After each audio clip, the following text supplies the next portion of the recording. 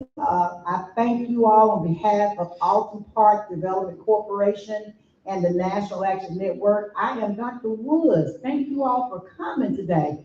Yes, thank you all. We are expecting a plethora of things to talk about today. As you all have seen the agenda, if you're not, they're making some copies. We'll make sure the vendors get some copies. I ran out as I went down. But we are going to have a blast today. I apologize for the delay this morning. Our Nashville individuals that are coming here for the diversion program, the expungement and reinstatement of license, they are on their way. Judge Boyd Patterson is on his way. He's the person that actually gets you free. He is on his way. He's about 5 or 10 minutes out. So he apologized for his lateness. He had a family emergency this morning. So when he gets here, no matter where we are in the program, we're going to let him go on, do his presentation, and then he got to scurry off, okay? But our Vice President, Cassandra, that did the welcome from Alton Park Development Corporation, I want to thank her, and our team is here. You'll also see our National Action Network team is here. We want you all to make sure you visit the table and join today. We want you all to be a member of the National Action Network. In just a moment, we'll have our Vice President to come up and talk to you about NAN and what we're doing in this community and all throughout the country.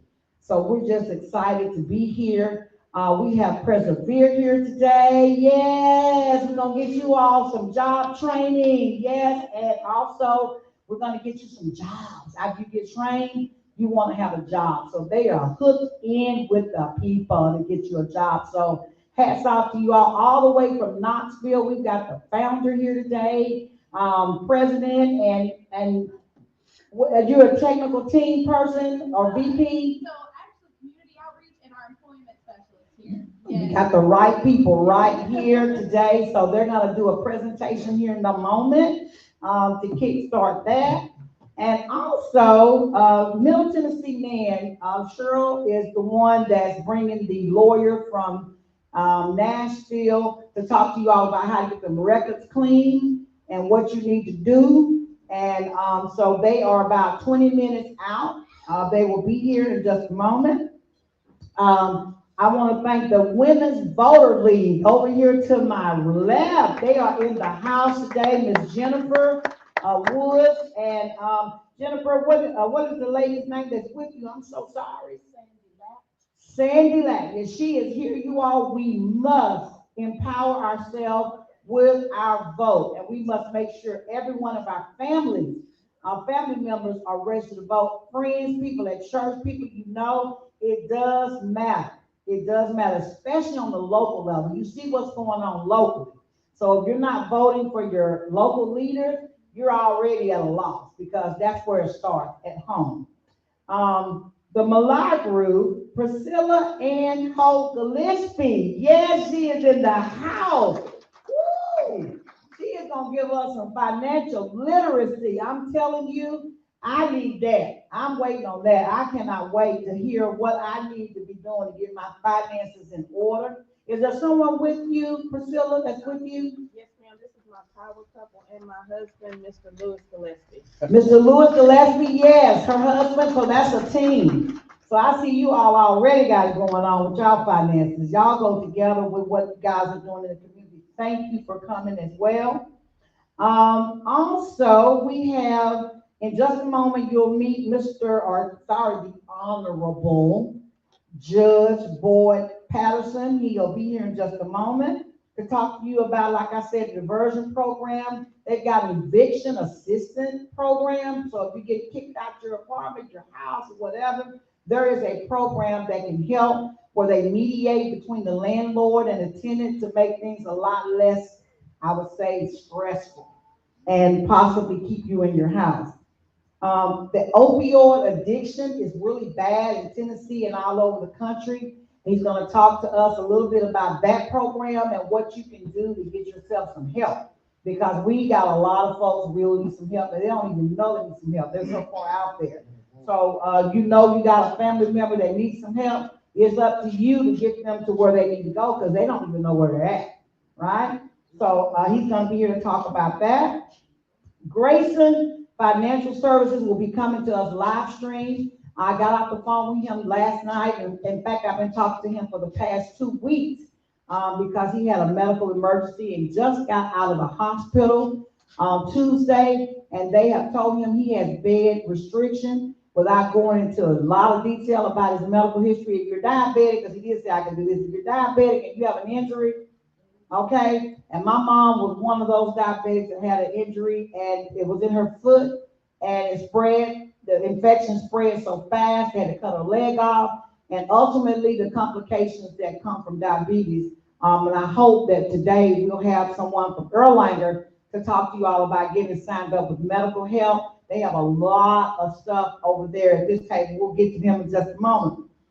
But he will be here live. He's going to come live from his home. He's in Detroit, Michigan, and he's going to talk to us about that. And you can sign up to get in his program. Perfect credit in 90 days. And y'all know I'm already enrolled because I want to be in the 800 club, okay? I want to be in the 800 club. So, you know, if you don't have at least 720, and he'll tell you, it's going to be hard for you to get any loan.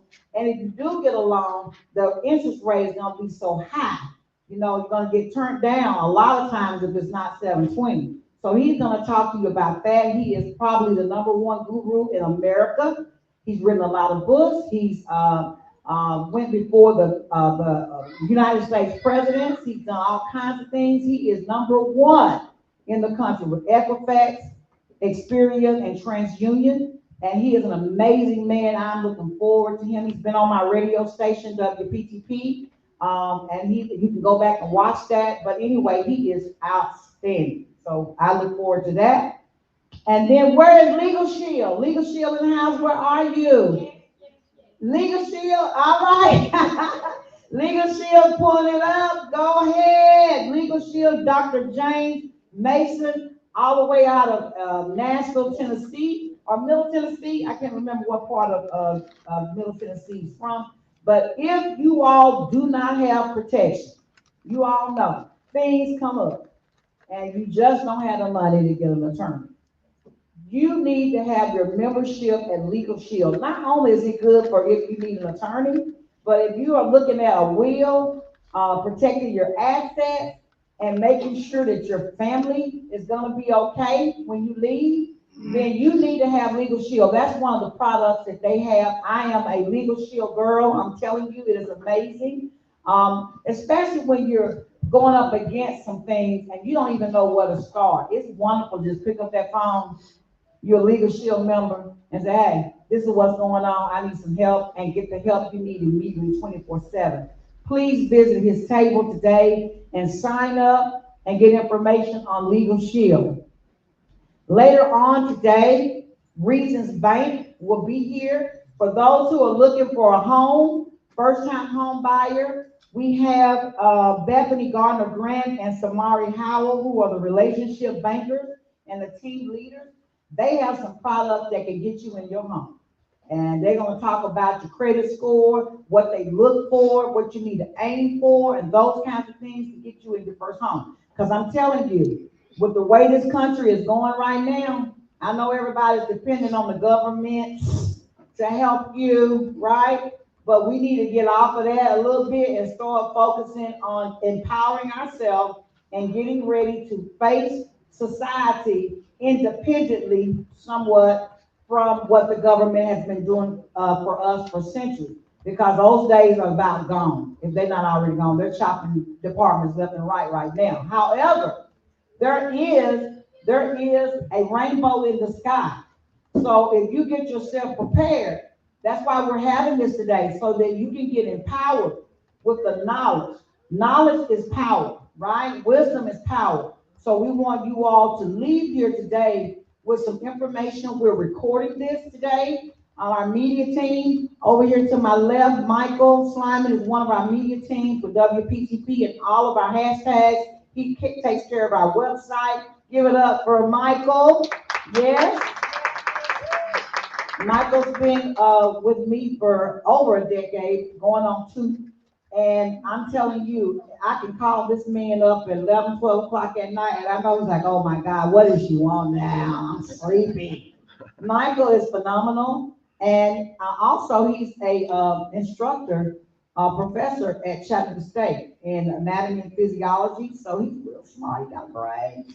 And I call him Dr. Slavin because he's also a chiropractor too. So he kind of jacked up a lot of trades over there. So I'm just really happy to have him part of Alton Park Development Corporation, and he's doing some things for National Action Network with us with our website. So please make sure that you guys go and say hi to Michael today because he is amazing. We have all types of things you can do with our radio station. If you got a business, if you want to promote what you're doing, you can do that through WPTP. We are one of only 2 Black-owned radio stations in the city. The other one is WNOO, which we all very familiar with.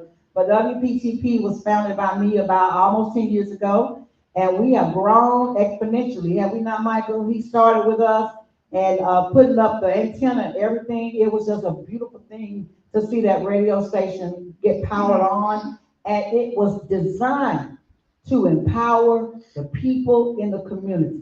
And that's why we named it WPTP, Power to the People. That's what the PTP stands for. And we're 100.1 FM radio right here in the heart of Chattanooga. So make sure y'all tune in. We are on Facebook. We also have a YouTube channel. So anything you missed, you can go back and watch us 24/7. Okay, we're also around the world. So you can go to WPTP 1001. FM.com and listen to us no matter where you are in this country or outside the world, inside the world, on the internet. Also, later on today, Ward Construction and Tierra Jones Realty Company will be here. They got another event in the first half of the morning, but they will be here to talk about things that you need to do to get yourself ready to buy a house, to build a house. And if you're interested in buying a house, they got the keys to that too. So we want you all to visit their table when they come. And last but definitely not least is the Erlanger Medical Center over here to my right. You all give it up for Erlanger. Erlanger is in the house. And I know Erlanger gets overwhelmed because for so long they've been the place where, I hate to say it, but if you ain't got no money and you know you got to get some work done and you are sick, or the ambulance is picking you up from an accident, they're going to take you to Erlanger because they got the #1 trauma center in this part of the country, maybe in the world. If you are dying, you better get to Erlanger Hospital. I don't care what they say about Erlanger Hospital. I don't care. I don't care. Erlanger is where it's at because they have some of the best physicians and specialists in the country in Erlanger Hospital. So I want to thank them for coming today. For you all to get this valuable information about what they offer. In fact, they have many clinics all over the city, and one of them is right here in Alton Park, and they can talk to you about that, but they are here ready to serve this community and anybody else that wants to come to their center. So they're going to have a moment to speak as well, and I'm going to give them an opportunity to speak sometime today. Did I leave out anybody? Did I leave out anybody? Great. Then my job is done. Thank you again for coming. And I am going to turn it over to the Vice President of National Action Network. I can't do all of this without my team. Y'all give it up for Miss Gloria Thompson.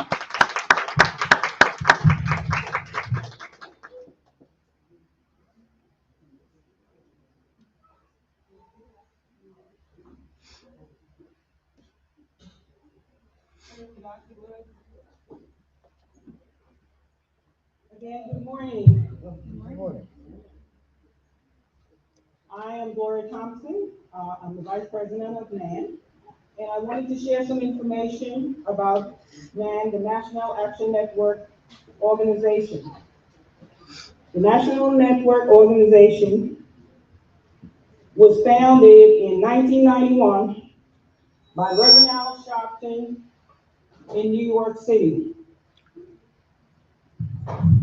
As a matter of fact, this year, we will be going to the summit or the convention in April. Every April, we hold a convention in New York City.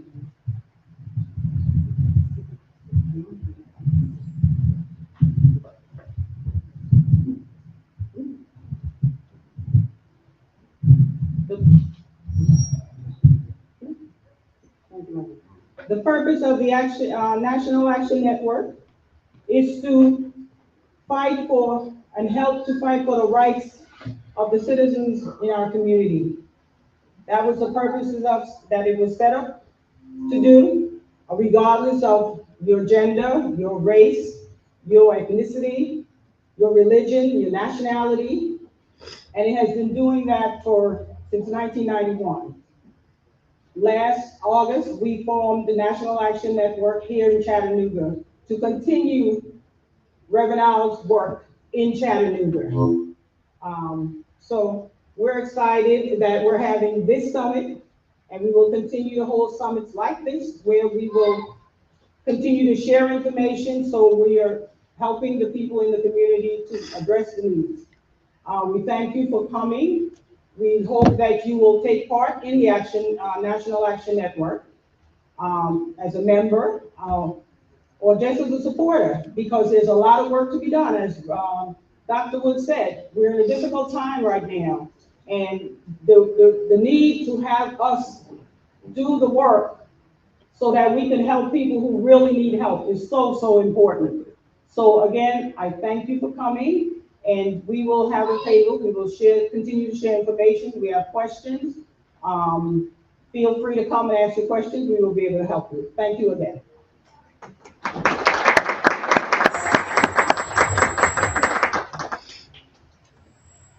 All right. Thank you, Ms. Thompson. Ms. Thompson, you know, she has a little accent. She's from New York. And she ain't been here in Chattanooga, Tennessee too long. But I just love her accent. Don't y'all like her accent? Something about when you get out of Tennessee and you meet people from other parts of the country, you're like, oh, they sound really like their voice. And they love our voice. And we're Southern. I know I'm country. You know, but they love our dialect, our tone, and our whatever you want to call it, and we love theirs. So thank you, Gloria. She's a wonderful officer for NAN. And as I said earlier, the Honorable Judge Patterson is here now, and he's had a family emergency. So we're gonna let him jump, and go into his presentation. I know some of you all came here because you want to know what to do. Some of you all are into some situations that come here, you need some help, and he is here to tell you all how the judge sees it and what type of information he has that can help you overcome whatever obstacle or challenge you have. So on behalf of Alton Park Development Corporation and NAN, I present to you the Honorable Judge Patterson.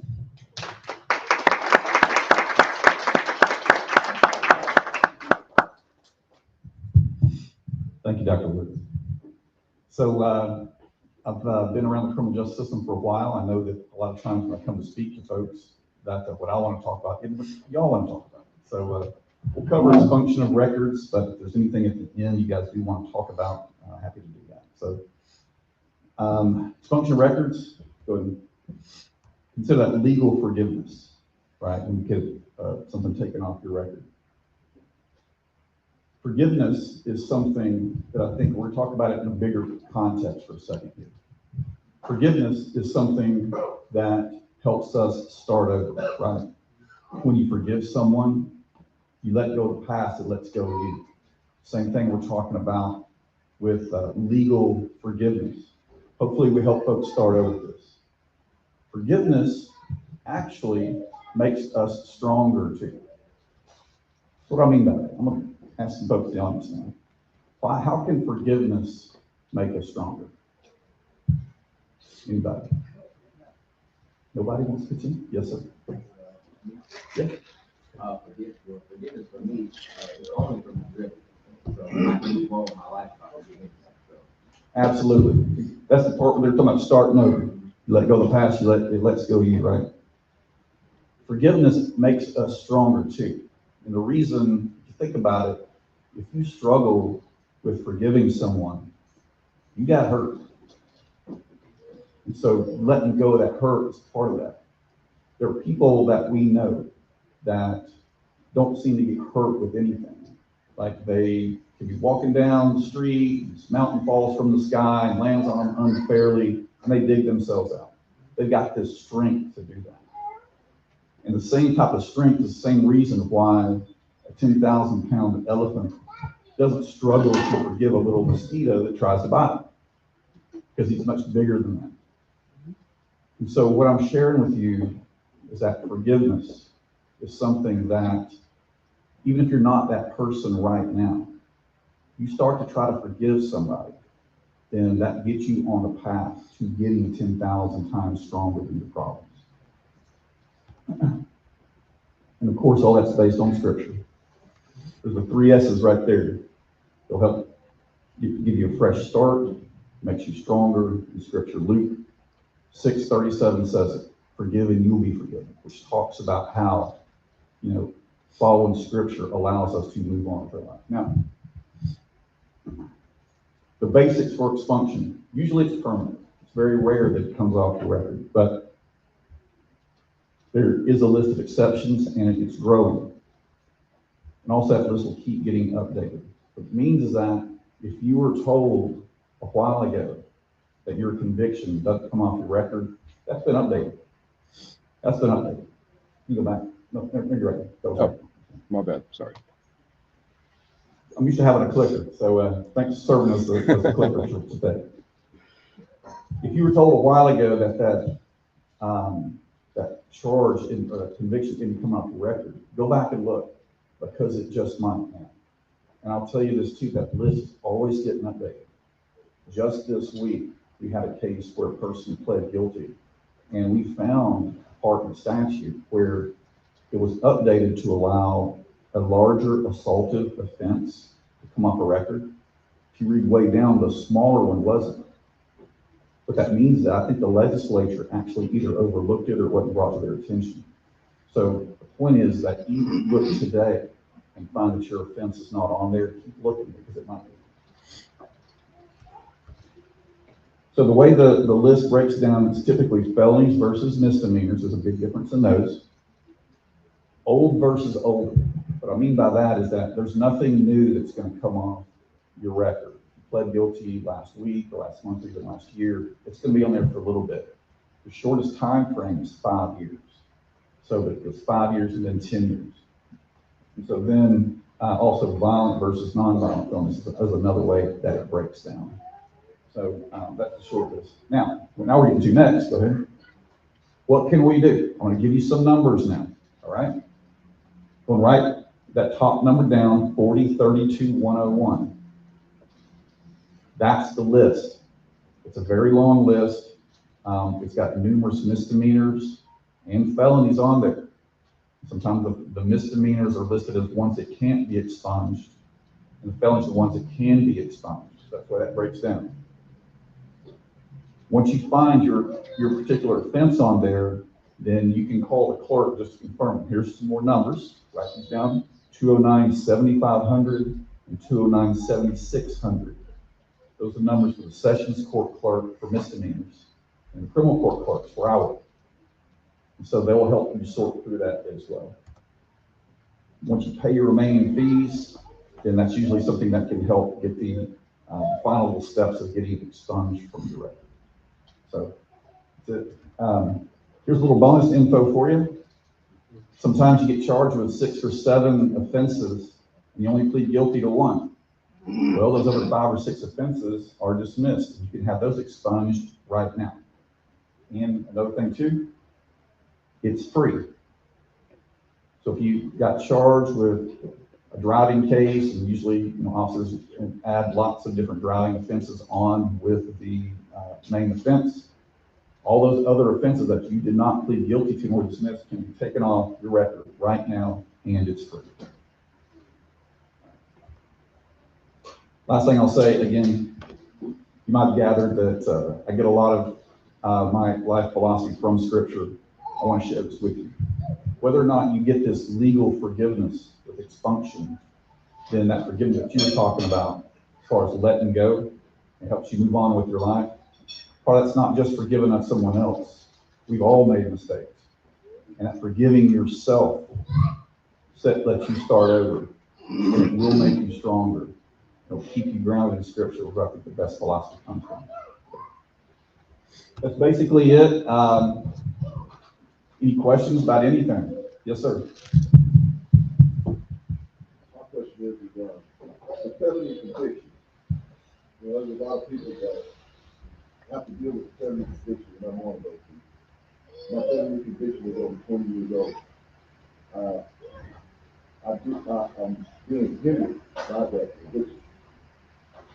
What steps do I have to take to have these things removed from my record? Because it doesn't allow me to apply for the job. I'm looking to apply for. When I do apply for the job, those convictions still pop up 20 years later. And those convictions are stopping me from moving forward in my business. And that's something too, where I'm sorry to say, like I said, the very first thing is a lot of those are permanent. However, there is a section in the statute that talks about felonies that are very old. There are a number of different aspects we could look at together if I want to, but you have to have not committed any crimes like after that are non-expungible. There has to be a long-term waiting period as far as like before you can ask to have it removed from your record. And the final step is the DA's office always gets involved in that. And so if you can convince the prosecutor, a lot of times that you're moving forward, you have a business, it's way behind you, it truly was something that happened as a youthful indiscretion, a lot of times they'll get on board and agree. But there are some steps you have to take.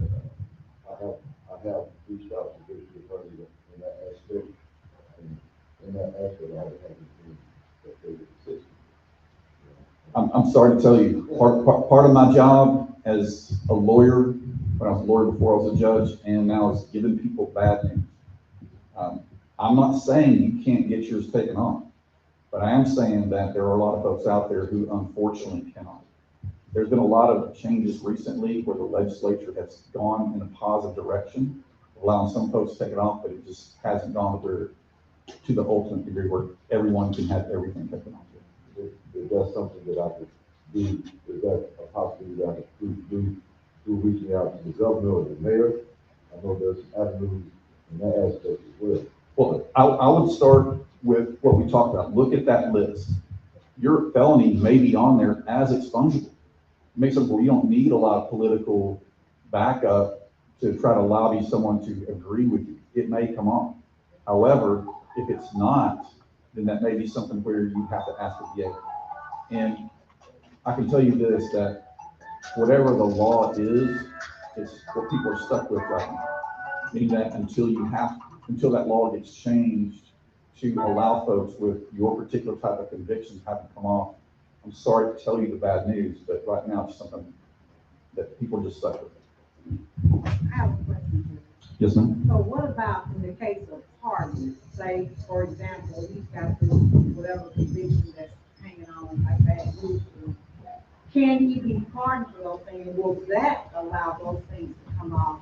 I know that the president did a lot of pardons. I know several people he pardoned that were in prison, and they were pardoned and released, and those things were dropped. I assume they were, I'm not sure. So when they're pardoned, are those records cleared in the department? I think it puts it in a completely different posture, I'm sure. However, the pardon itself may be just something where, like a person gets their sentence commuted, that's one thing. A pardon is basically saying that, I'm pretty sure that means that can be considered like it never happened. I would be blown away if that wasn't expungible, but that's not a question I get a lot. Again, I would just say, if we have a specific question, we can look at the statute and get that answer for you. Okay. Yes, ma'am. You have a question? Yes. Okay, during the 2024 election cycle, we believe the little voters registered a lot of people, or attempted to register a lot of people. During the registration process, I ran across several young men who had been convicted of crimes, but later found out that the conviction was not, there was some illegal activities among the Hamilton County and Chattanooga City Police. Basically, they were framed. They were allowed, their sentences were not overturned, but they were freed. Yet they were charged in order to get repatriated. Why is that allowed? I have to know more about the specific situation you're talking about. You're saying where someone was, you're saying they were convicted? Yes, but the evidence they found out later after there was a TBI investigation of the police detective that was over the case. He was found guilty of manufacturing evidence against these groups of young men. I would expect that that would qualify for what's called an error quorum notice. And that's something I am more familiar with. Basically what that is that when someone gets convicted of something, it can be on the record, but there's a mechanism in the law that allows new evidence to come forward. And when that new evidence comes forward, it puts that case back on the docket.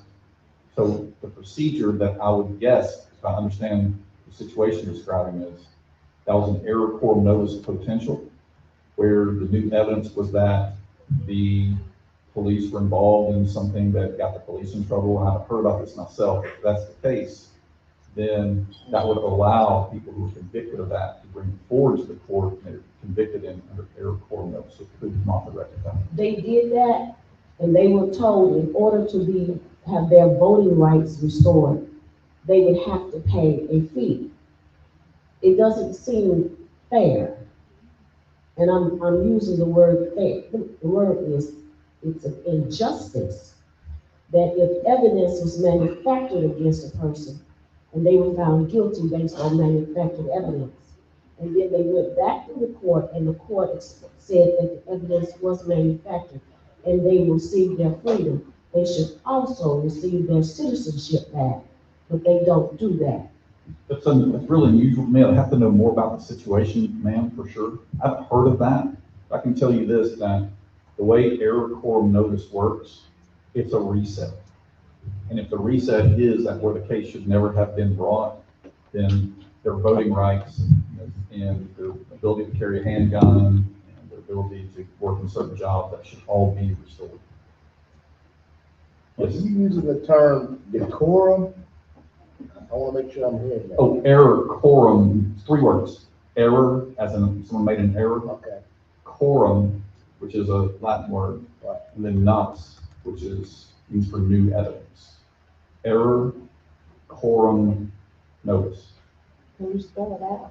ERRORCORAMNODIS.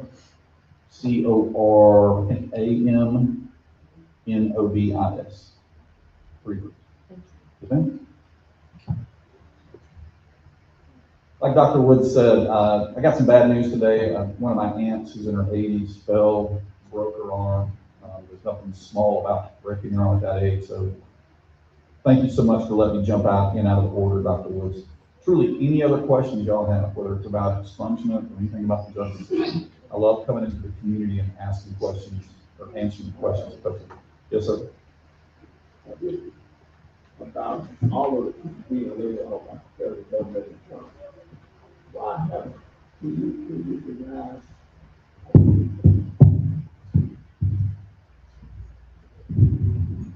This is a question of strategy about all the people being laid off because of what Elijah doing and the president doing. Why haven't there been more class action suits in your mind? Because all these people being laid off and they ought to be acting from a class action point of view and just let it happen. Well, that's a civil, I do criminal law. What you're asking is about civil law, about how someone can sue to get their job back. So I'm not familiar with criminal or civil law to the degree I can answer your question. I can tell you this though, I know this is something a lot of people don't want to hear. The federal government employees that I've talked to are affected. They've told me they hate losing their job. The ones that I know have admitted going, we could run it better. We could run it better. So maybe going, a little too far for what you're talking about, as far as people getting mass laid off. I can tell you this, that the federal employees that I've talked to have wanted to go back to get their job, but doing it in a way that's more streamlined for everyone, which I think the balance is probably going to end up being that way. So. Yes, ma'am. I just wanted to ask you a question about a governor's warrant. Have you ever heard of that? A governor's warrant? Can you tell me more? No? So a governor warrant, and I just wanted to to understand it a little better. A governor warrant is when a person has, punishment or charges that's on them, and they leave the state where the warrant is at. And how significant is that? Have you ever heard of that, or? Yes, it's typically, and that may be the term that's used. I just know it's called, in court, we call that an interstate warrant. So an interstate warrant is for, say someone gets charged with something in Tennessee, goes to Oregon, they're picked up on that interstate warrant. Now there's an extradition aspect of that too, where the DA checks whether they're going to extradite at all, or they're going to extradite at any, for any type of crime, or if it's just for felony. So there's a few different aspects of the warrant you're talking about. I can tell you this though, once it gets issued, it's in the computer system all across the nation. What would happen is the person, if they got charged in Tennessee, went to Oregon and got pulled over for speeding, that would pop up on the police officer's computer. What would also pop up is the extradition designation. If it's, say, a DUI, and the state has decided we'll extradite only if it's a surrounding state. If it's Oregon, they may not be extradited. If it's a felony, then they might be extradited. So there's a few moving parts of that, but that's called, what you described is what we describe as an interstate warrant.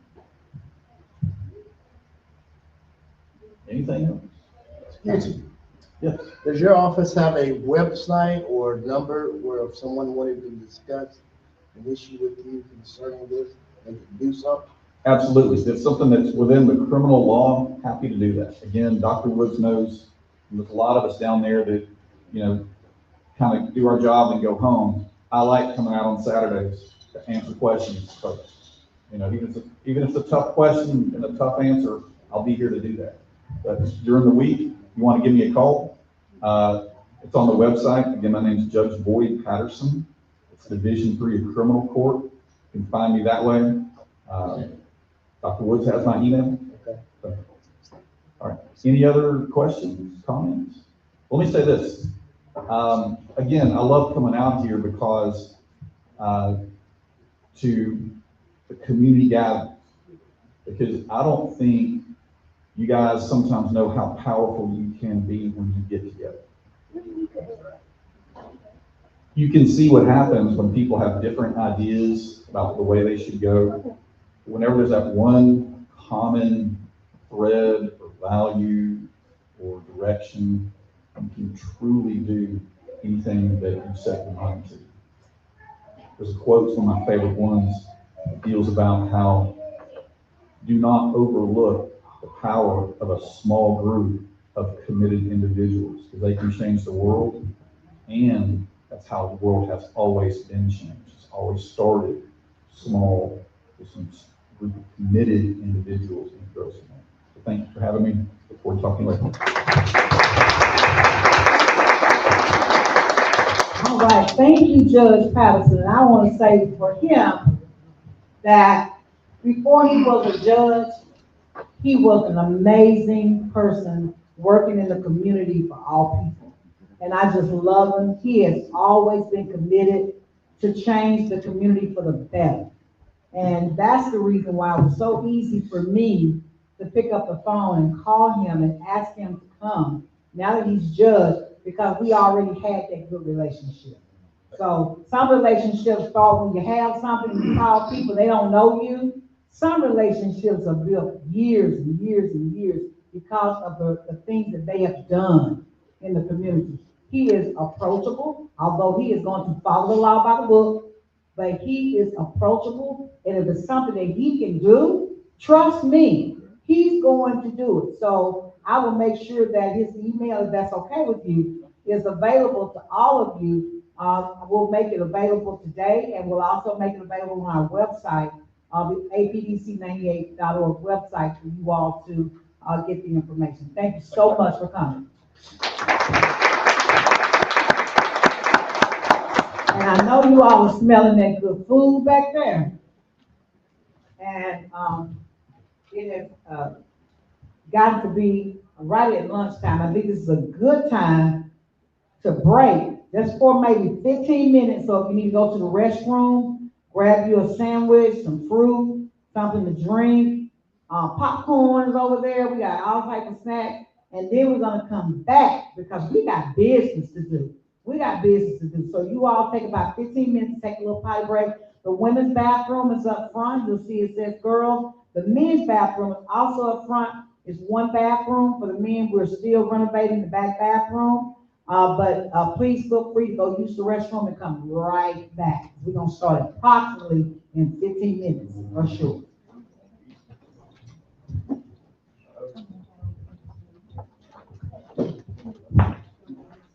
You all right?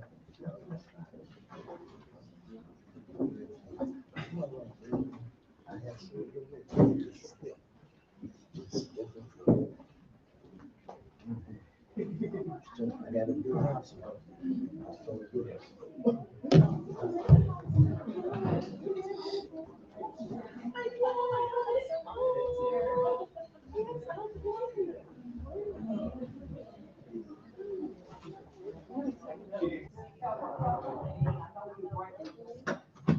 All right. Well, once again, my name is Donzel. Tierra Jones, she's we're working together. She's the agent that's working with me. So she's really gonna have all the speech. I'm just here to show support and to drop by. It's my first time being over here in this area, and this is good. Man. This is a nice event. I really don't have anything to say, so see you later.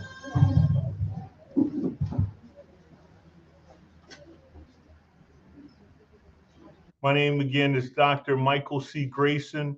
For those of you who don't know me, in 2014, the editors of Real Estate Wealth magazine named me the world's leading credit expert.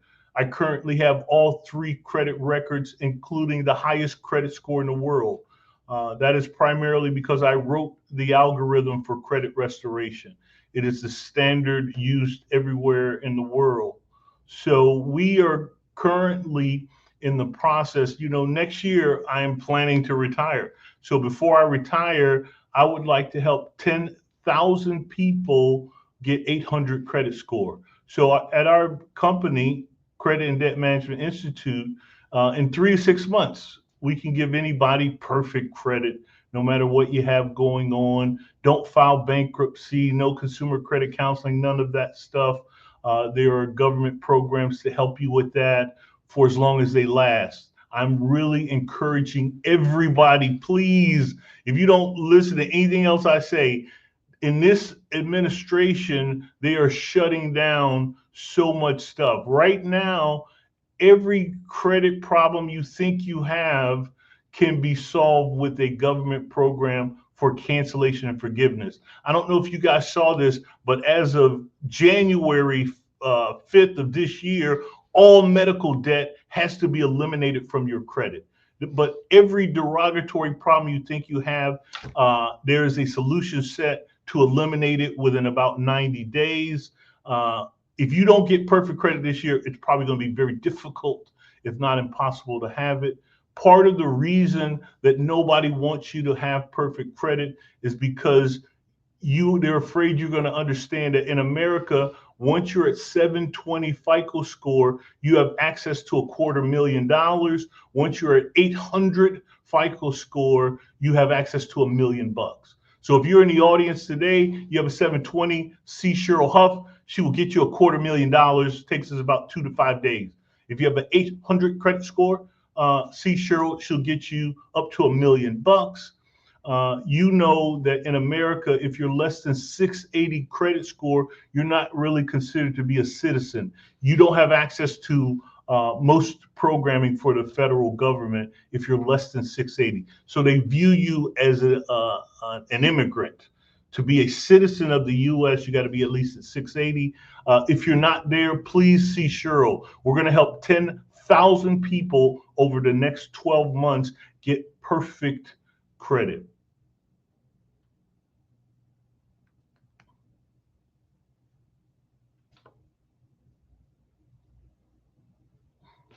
You want me to keep going?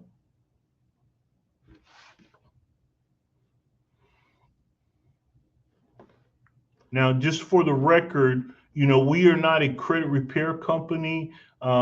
Back in 2015, I was invited to speak before Congress on access to capital because I'm an expert in debt filtration. Debt filtration is the system of government debt cancellation and forgiveness programs that allow you to get in and out of debt very quickly. If you look at the Fair Debt Collection Practices Act, it tells you that abusive debt collection practices lead to bankruptcy. Most people, because they don't understand debt cancellation laws, they file bankruptcy needlessly. People file bankruptcy for debts that they don't even owe. If you're paying bad debts, you're buying bad credit. All of our clients only pay for good credit. We don't pay for bad credit. If you have a charge off and you pay for that, you are buying bad credit and you're making it almost impossible to fix your credit. Before you pay any bad debt, and that even includes IRS debt, tax debt. The IRS has one of the best debt filter programs in the country. It's called Offer in Compromise. They will remove 90% of your obligation. Did you hear what I said? I said 90%. And then they'll take it off your credit after 2 payments. So they'll lower your obligation to 90%. Then they'll give you 2 years to pay that. If you just make 2 payments on time, they will remove the item from your credit. That's how you know it's a debt filter.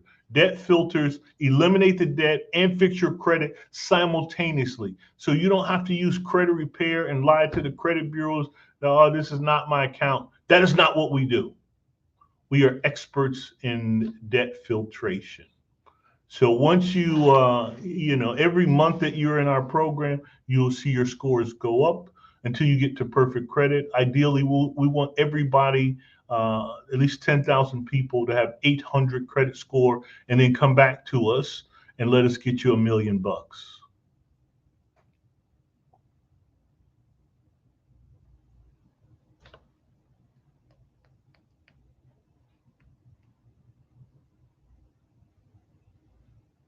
Dr. Woods, are you still there?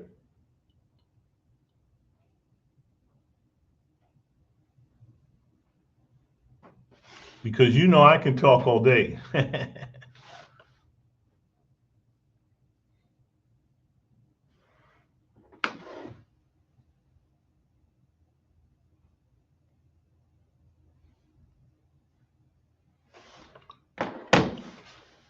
Okay, what else can we cover while I have some time now? One of the things that I wanted to talk to you about while we have a few minutes, I want you to understand the nature of debt filtration. One of the biggest things that we do right now is shut down foreclosure. Now, I will be coming to Tennessee next month. You can talk to Sheryl about that. What I'd like to do within, the reaches of the state, we would like to eliminate all foreclosures. If you look on the website, you look at some of our work, you can see that we can shut down any foreclosure at any stage in the game. If you still have the keys to your house, we can stop the foreclosure. We can overturn any judgment or garnishment that you have. If you've been garnished 10 years ago, we can get a refund for your garnishment. And we just started something new where I brought on a special legal law firm that we're going to start reviewing every client's credit, and we're going to start suing the credit bureaus. So the problem is this: the law gives the credit bureaus 30 days to fix your credit. If it's taken longer than that, they're costing you money. If you read there's an article from there's an article from Time Magazine. Google this. Time Magazine said that the top 1% stole 50 trillion from the bottom 90% over 20 years. So Time Magazine said that the top 1% is still $2.5 trillion a year from the middle class. And the way they're doing that is through the credit system.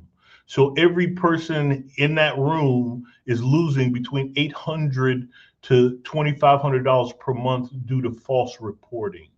So we actively have over $1 billion worth of lawsuits. If you Google me, you'll see we are suing the credit bureaus to get them to stop the false reporting. But we got to hit them harder. You know, as long as it's just me suing them, they don't really take that very seriously. So what we're going to do is we're going to have 10,000, 20, 30,000 people sue them for every day, every month that they keep your credit bad. That $600 a month that they're stealing from you, 800 retroactively back to, 2 to 4 years, that is money that they owe you.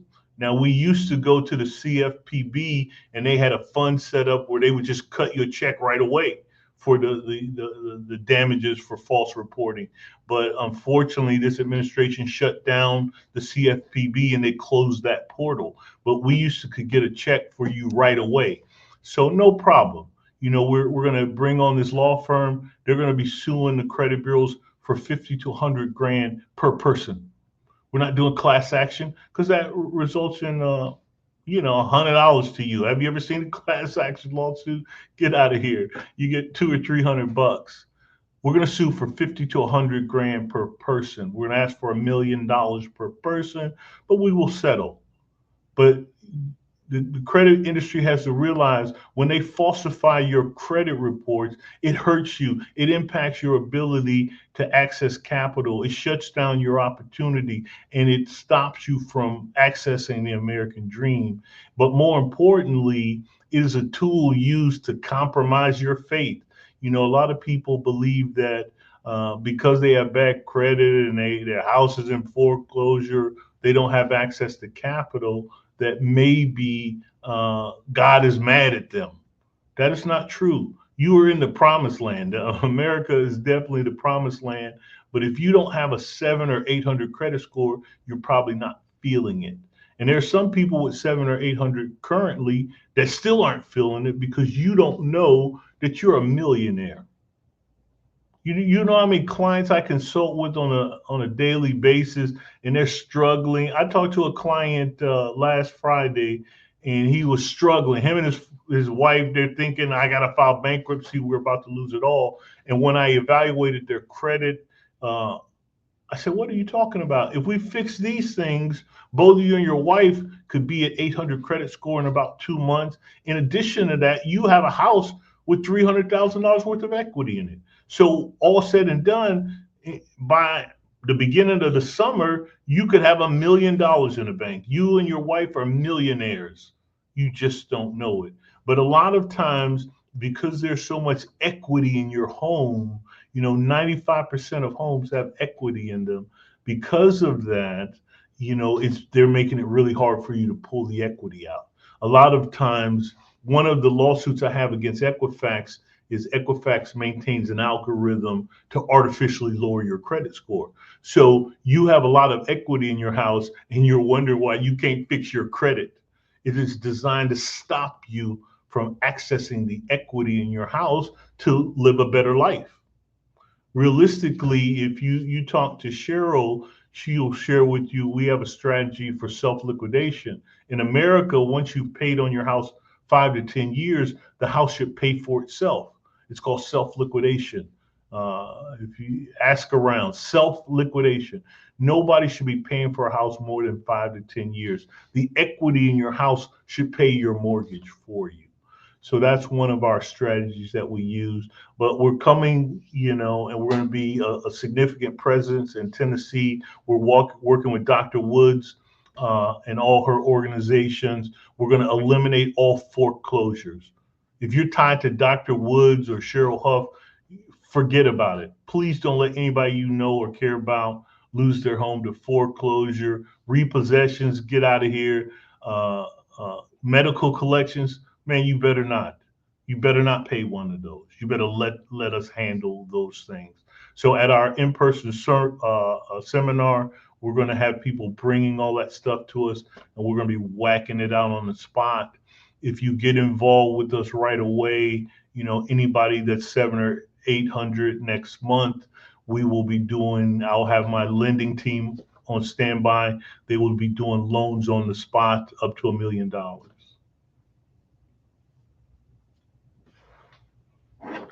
Are you guys still there? I can't hear anybody.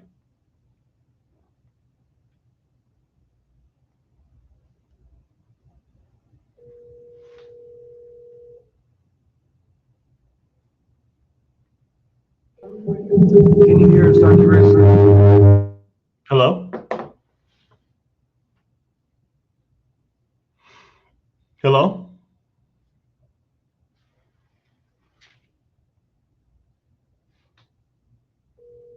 Yes, we are still here. Okay.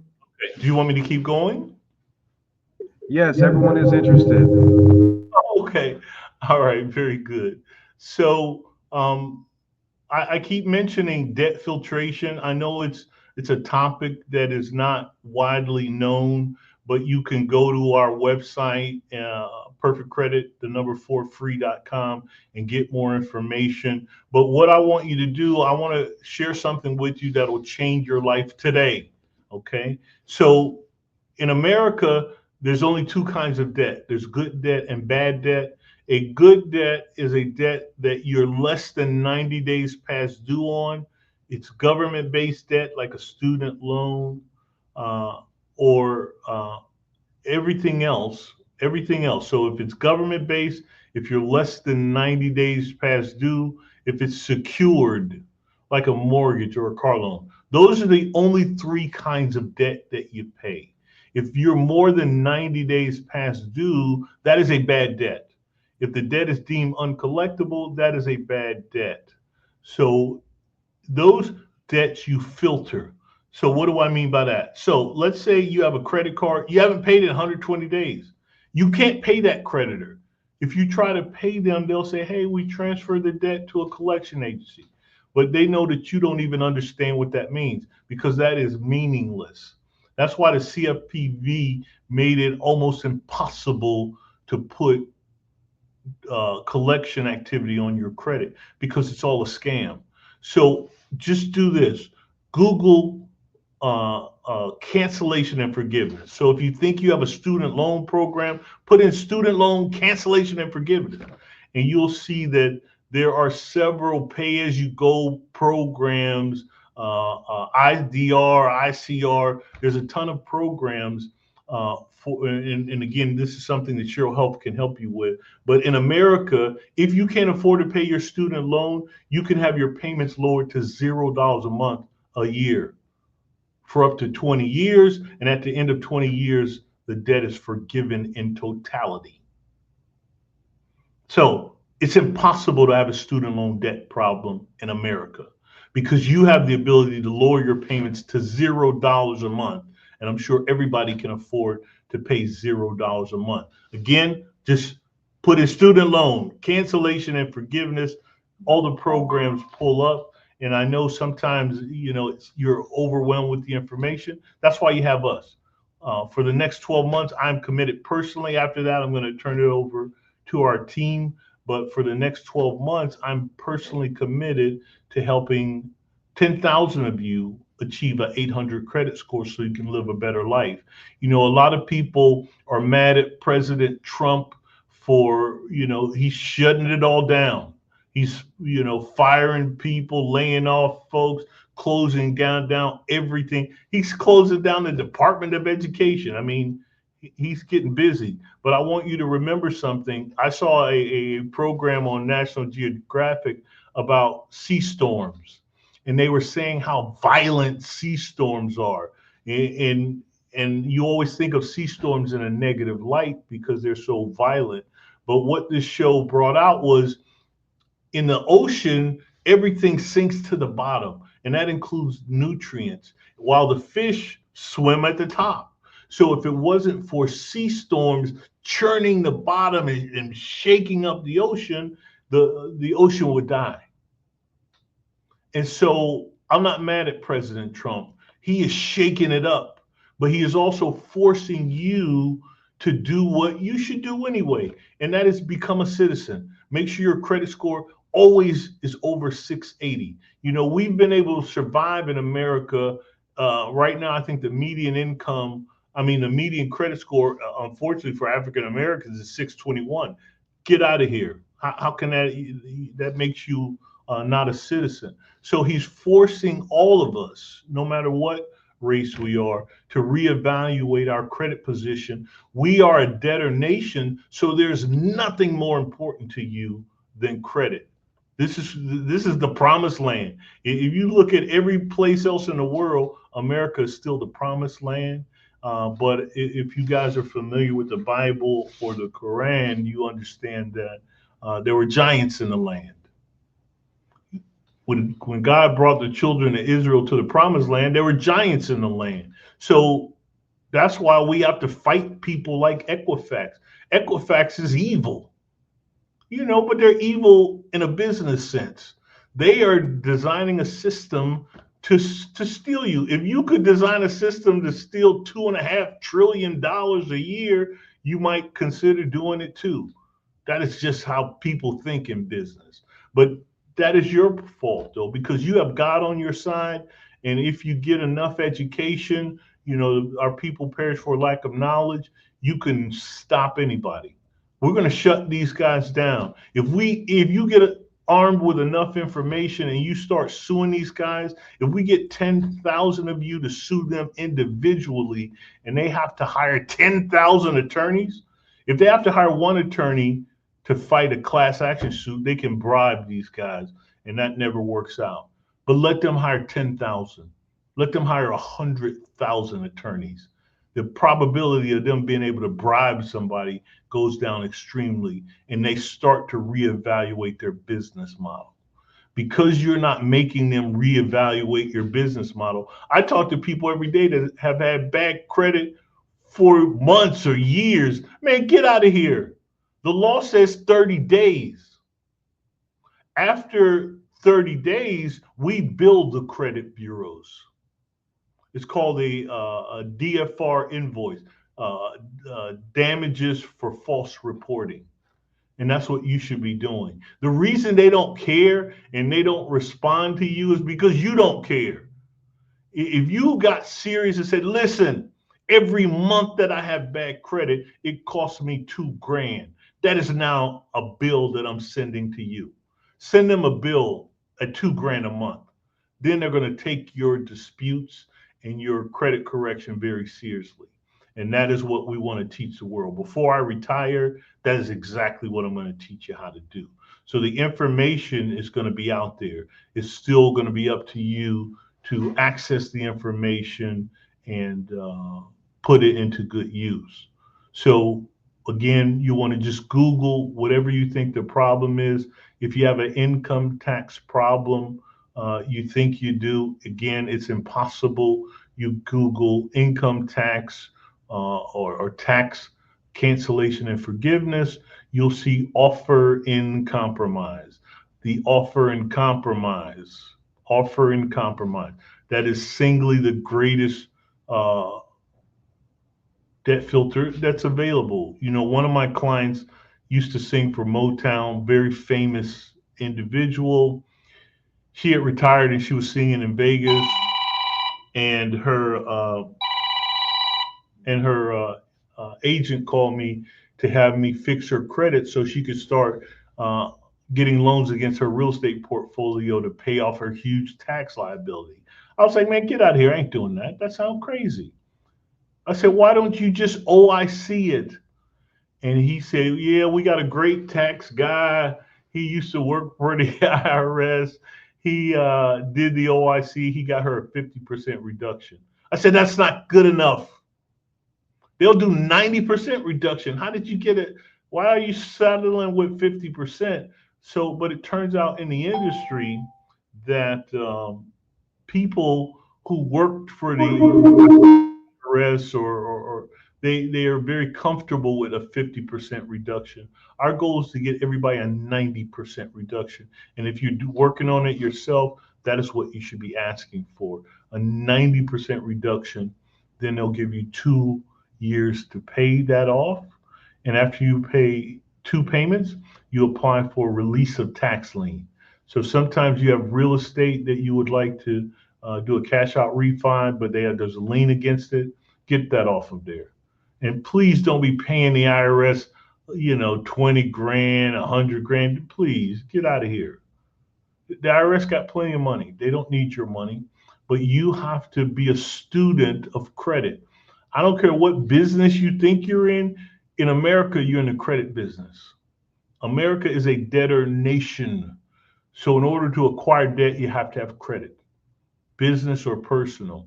And, that's a whole nother, thing that we specialize in is business credit.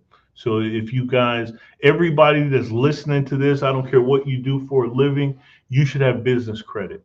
If you don't own a business in America, I don't care how small it is, or even if it's on the shelf, you're saving it for your retirement or for your children, you should own a business. You're not receiving maximum tax breaks and access to capital. Your business can access capital when you personally can't.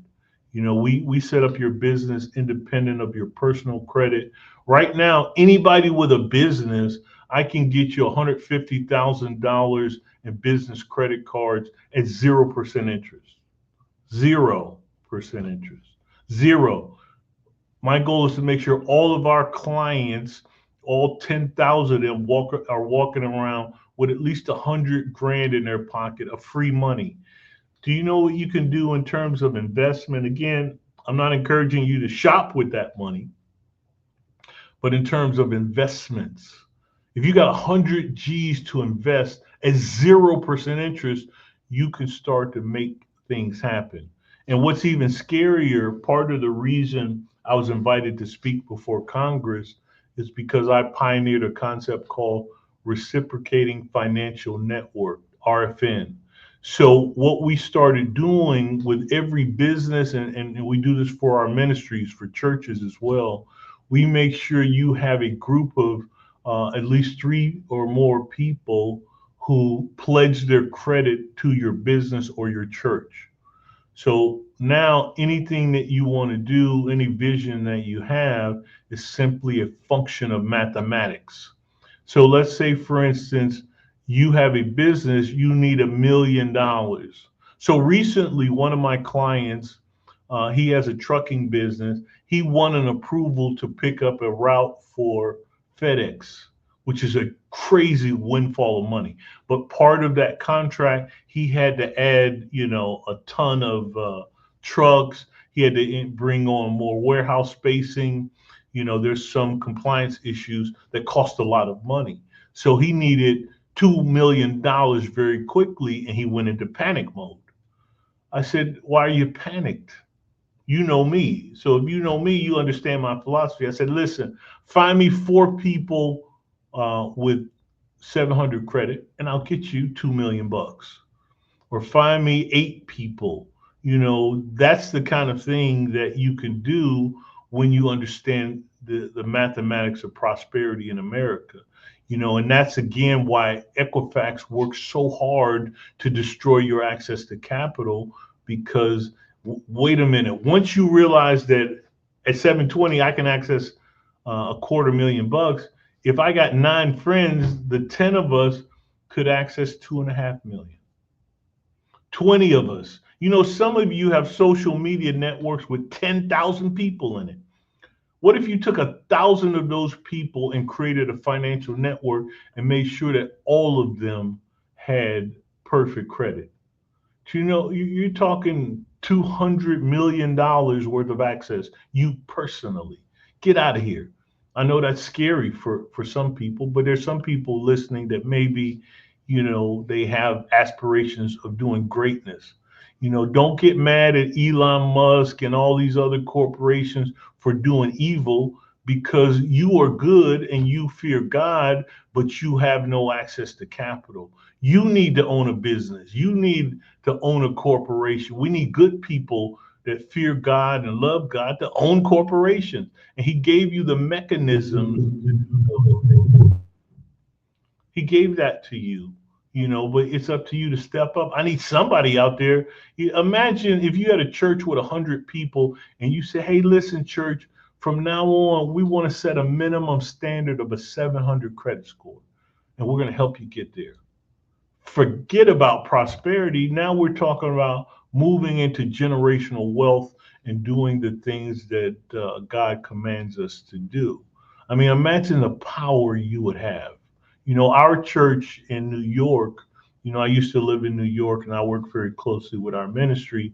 We build still assisted living facilities. So we're building some of the biggest, and our church is very small. We maybe have 200 members, but our pastor believes in perfect credit.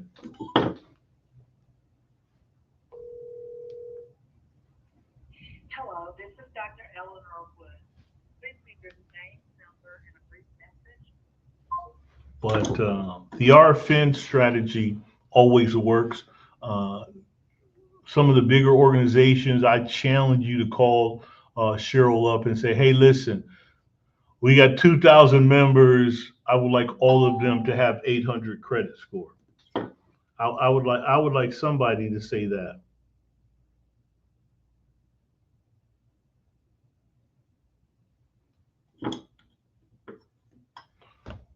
I would like you to challenge our organization.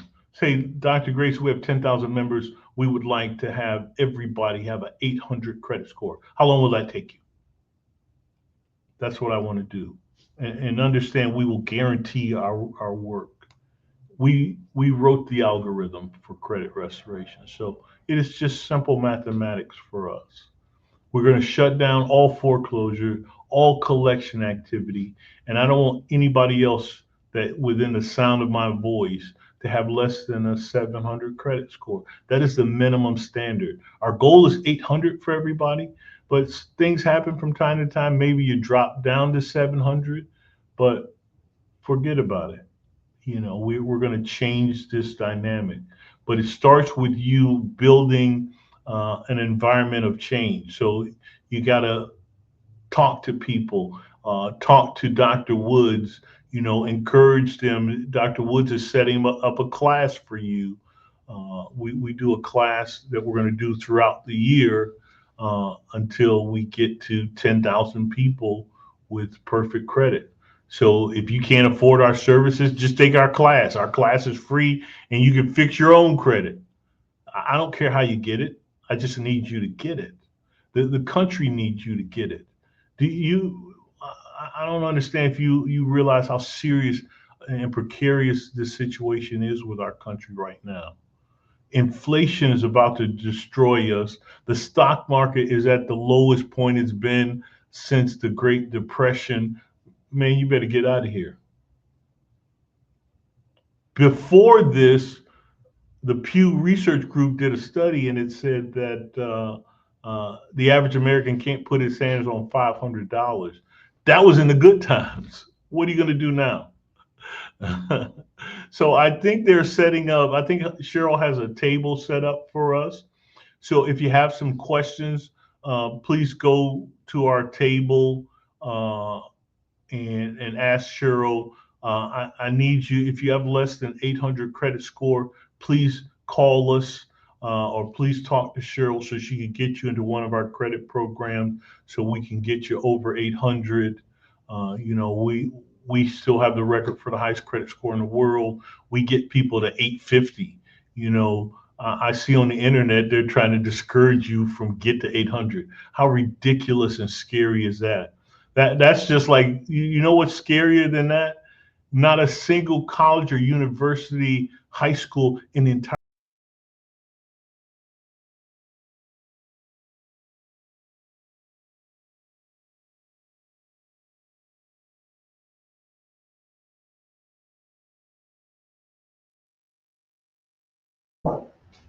in the world. He wrote it. He wrote it. You're looking at the author. He wrote it. Dr. Woods. Yes, I'm sorry. I hate to interrupt you, but you know me. And I got to say this. Think about this. If everybody in this community just had a 720 credit score, Think about the political changes that we could make in this community and in this city. Think about the people that we could get elected. I'm political. Let me just go down and tell y'all, I'm political. I get tired of coming down Brainerd Road, or coming down Shalford Road, or coming down Main Street, and all of these doggone potholes. Yeah. I hit a bunch of them on the way. I hit a bunch of them on the way over here. I get tired of seeing our schools where the good teachers are being abused, not by the students or the parents, but by central office, because they cannot get the equipment and the materials necessary to give our children the quality education that the private school children get. And now they're talking about taking our tax dollars in the form of vouchers and giving them to the people who can already afford to send their children to private school, which is gonna leave our children hanging by the coattail. We got to do better. We got to get our credit scores up, because in America is a statement that I heard a long time ago. He who has the gold rules. Amen on that. Yeah. Yeah. So Sheryl Huff has a form in the back. Please don't leave without giving her your information so that we can get in contact with you, and Dr. Grayson can personally get in, because he does personal stuff. And every Friday he takes calls. And Mr. Johnny Holloway, who is the curator for I'm sorry, Mr. Holloway, I'm sorry. Dr. Mason, I'm sorry, because he's got to go with his car. Come on, Dr. Mason, come on up to the front. He's gonna give his 2 to 3 minute presentation, and after that, we're gonna let Mr. Johnny Holloway come up and talk about truly the only African-American and educational heritage museum in the city of Chattanooga, which is located in this building right here. We did it, y'all. We have an African-American Education Heritage Museum, and we are teaching African history. We are teaching African history right here at the City Center. And yes, thank you. Yes. Who said we can't? Who said we can't? Whoever said that we can't, you tell them, yes, we can. Yes, we can. And so I'll let him come talk in a minute about what we got going on in the African American Museum and our educational African history course. After Dr. Mason, come on up, he's gonna talk to y'all about something we gotta have. Thank you, Dr. Woods. I'm gonna make this really in about 2 to 3 minutes, because it doesn't take that long to say what I need to say, but it's very important. It'll take your life. Mighty quiet. I work with a company called Legal Shield. Legal Shield is a company that's been around since 1972. We are the largest legal company doing what we do in America. We have over 5,000 attorneys nationwide. When you have this service, you have a lawyer everywhere you go. You get a legal problem in Illinois, you just call your law firm for wherever state you're in, and they will assign you an attorney there. I took a lot of notes from what was said here. And I want to share with you some things that I hope that you'll think about. I'm not here just to sell a membership or to get a membership. I'm here to do some education. Okay? I think it's in the Bible, and I am a retired minister, so I might start quoting the Bible here. You can say amen if you want to. I believe the Bible says somewhere, my people are destroyed for lack of knowledge. This man that was up here was giving you knowledge, and it's free. If you don't know how to spell free, it's just F-R-E-E.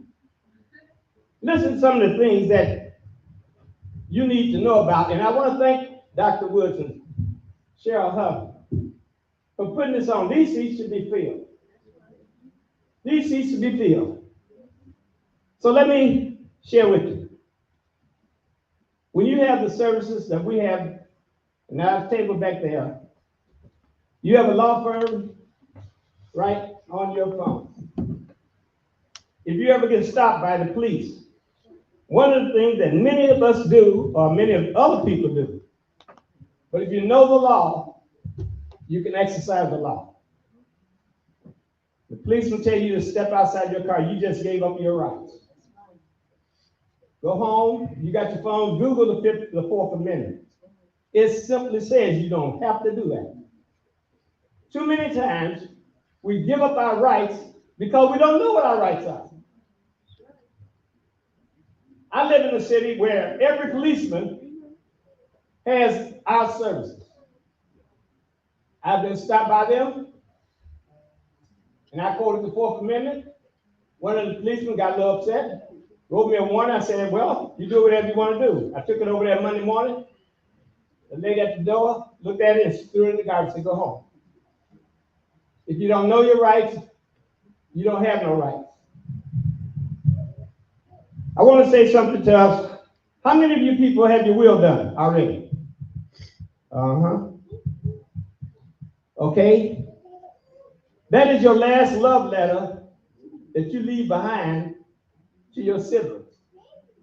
A lot of times I hear people when I talk to them say, oh, well, I don't have anything to leave. Well, do you have a house? Or do you have a car? A lot of people say that, well, I left that all to my husband. Well, in AARP, a lady was struggling with the government because her husband died and didn't tell her all of his passwords. It's an AARP magazine, if you don't take AARP magazine. All right? Her insurance was increased, and she went to ask the insurance company, well, why did you increase my insurance? She said, because now you are a single person, and they have more accidents than married people. If you don't know your rights, you don't have any rights.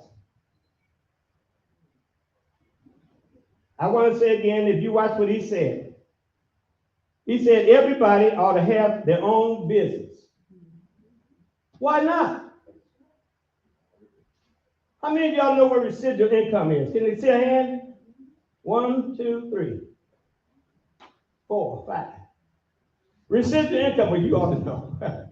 Residual income is when you do something, or you, like this business, you have signed somebody up, and you get paid over and over and over and over to the life of that person pass away. And with Legal Shield, you even get to build your business if you want to work with us. Down 2 generations. I don't know any other business in America that you can wield your business. You see what number 47 is doing. I just don't want to use his name. I just don't call 47. You ought to figure that out. Look at all those federal workers that lost their jobs.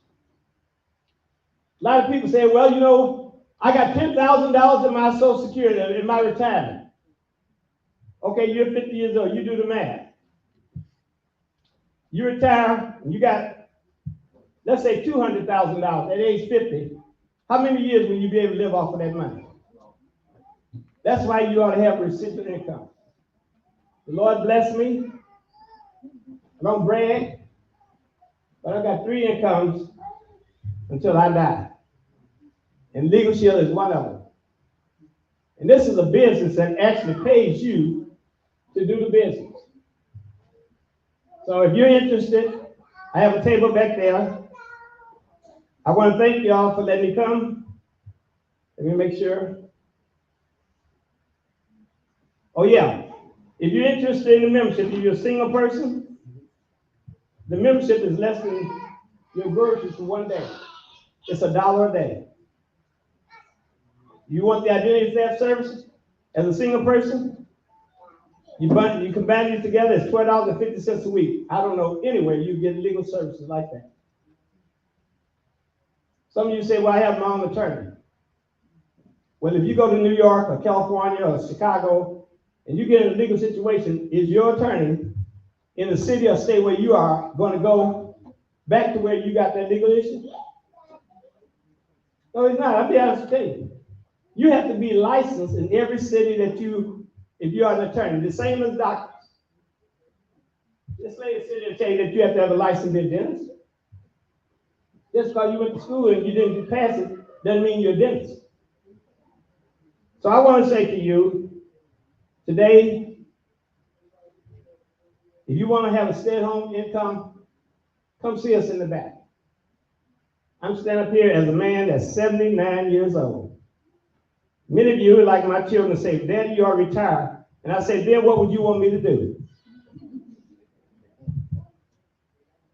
You said I'll retire, but what do you want me to do? Are you going to take care of me? Well, no. Well,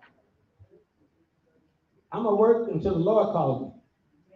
And this is not work for me. I'm just educating. But I want you to think about that as this doctor said, everybody ought to have a business. Legal Shield, you can come into this business for $49, period. Show me any business you can start for $49. And then they turn around and give it back to you.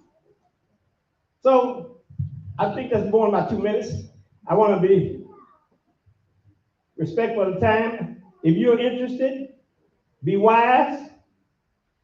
Use your dollars to make you more money and to protect you. And remember, if you ever get stopped, of course, if you don't have the service, you're not going to be able to get away with this. But you can tell them, sir, I like to exercise the Fourth Amendment. Many policemen probably don't even know what the Fourth Amendment is again. So when you got your phones there, sit up and look at it. What is the Fourth Amendment? And once I found that and saw that on the news, I just go everywhere. It hangs out on my car almost. In fact, if you go out there, you'll see it on the back of it says Legal Shield. Thank you. God bless you all.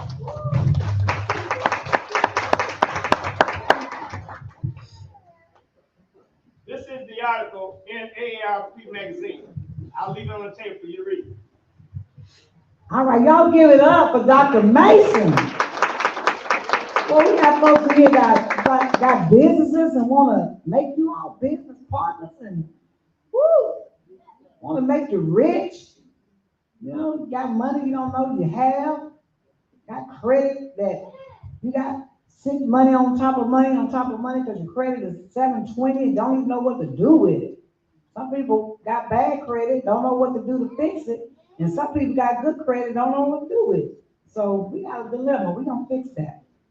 At this time, I would like for Mr. Johnny Holloway to come up and talk 2 minutes about the African American History Museum, after which I would like for Persevere now, follow him, and then after Persevere now, I would like the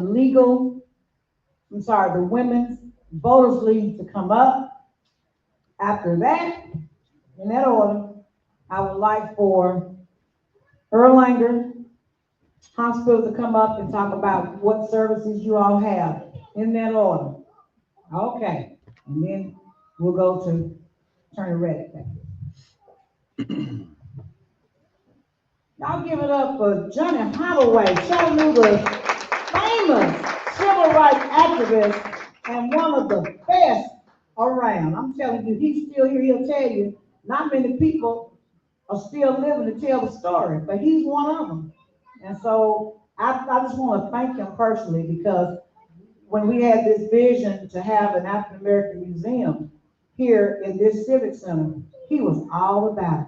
And much of what you see in the museum was either donated by him or contributed by someone that knew him. So he is an amazing person. When we have different exhibits to come through, he usually is the person that reach out to these folks and say, hey, like we just had the Civil War on exhibit, honoring the Black soldiers that served in the Civil War. He knew Mr. John Edwards, who works with the Chickamauga battlefield. He's a seasoned veteran, decorated veteran, and had all the artifacts. I'm talking about the rifles, the mannequins, the uniforms, and everything. We had it right here It was on exhibit for the whole entire, Black History Month. And the next series we're gonna have is the Black Inventors. So I'm very excited. And Mr. Johnny Holloway is very instrumental in getting all of these exhibits to come through our museum. So I'm gonna turn it over to Mr. Holloway. I say good evening to everyone, and I appreciate the few people in here that has been through the museum since they've been here today. And if you would like to go through it before you leave, just let me know and I'll give you a quick tour. We're getting ready to have another hanging up in the museum, and this was going to be about the history of Howell and Booker T. Washington School. So that's really going to be something fantastic. We've been working on it for about 6 months, and we're about ready to hang in April of next month. And it will be up about the second month in April, I believe, about Howell and Booker T. Washington School. The museum started in my house. I had the first idea of having a museum, and I didn't know how well it would go over. And so everything I do, I usually start with my own children. So I put a museum in my house. I had a lot of Black history in my house, and my children just loved it. So then I said, well, why don't I try it in my church? So I went to Reverend McDaniel, talked to him about it. He said, it sounded like a pretty good idea. So I put a museum in our church, and it became, if any of you have been to our Black history banquet, you used to see the museum there, and we used to have a big thing about it. And then we changed pastors, and he wanted computers everywhere, so he took all the pictures down. So I didn't know what was going to happen to them, and so I just said, what I'm going to do with it, I just stored it. And then I met Dr. Woods, and she brought me over here and saw this great big old building. I said, I can fill this building up. And so I'm trying to fill the building up with Black history stuff, but you got to understand where I'm coming from. I'm not like most museums. Most museums talk about the history of Black people from the top down. I talk about Black history from Black people from the bottom up. Because I believe if you can help the least of us, you help all of us. And you will hear the history of the Black Panther Party. You will hear the history of Maxine Cousin. I don't know whether anybody know Maxine Cousin or not, but she made a contribution in this city that very few people know about. The Unity Group, I don't know how many people know about the Unity Group. The Unity Group made a great contribution to this city. That's what the Martin Luther King birthday celebration came from. And so there are a lot of Operation Push and Push Excel. Those are organizations that work from the grassroots up. And I'm telling that story. I want to tell the story of American Indian too, because his story is worse than the history of Black people. If there's one people in America that got a worse history than Black people, it's the American Indian. And you should know their story as well as your own. Because it's one heck of a story. And I'm gonna try to tell that story in this building too, if I live long enough. I'll be 89 years old at the end of this month, so I don't know how much more years like that. But I'm gonna keep working at it until I can't work at it no more. Thank you very much.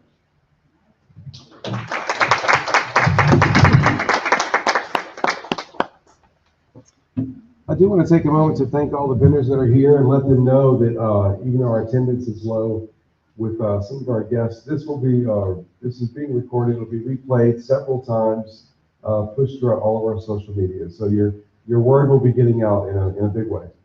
Thank you. Oh yes, we got a large reach. You can take as long as you want. Yeah, we have a very large reach. So the recording today, the PowerPoints, the presentation will reach masses of people, okay? So who did I say was coming up next? Persevere now, come on up.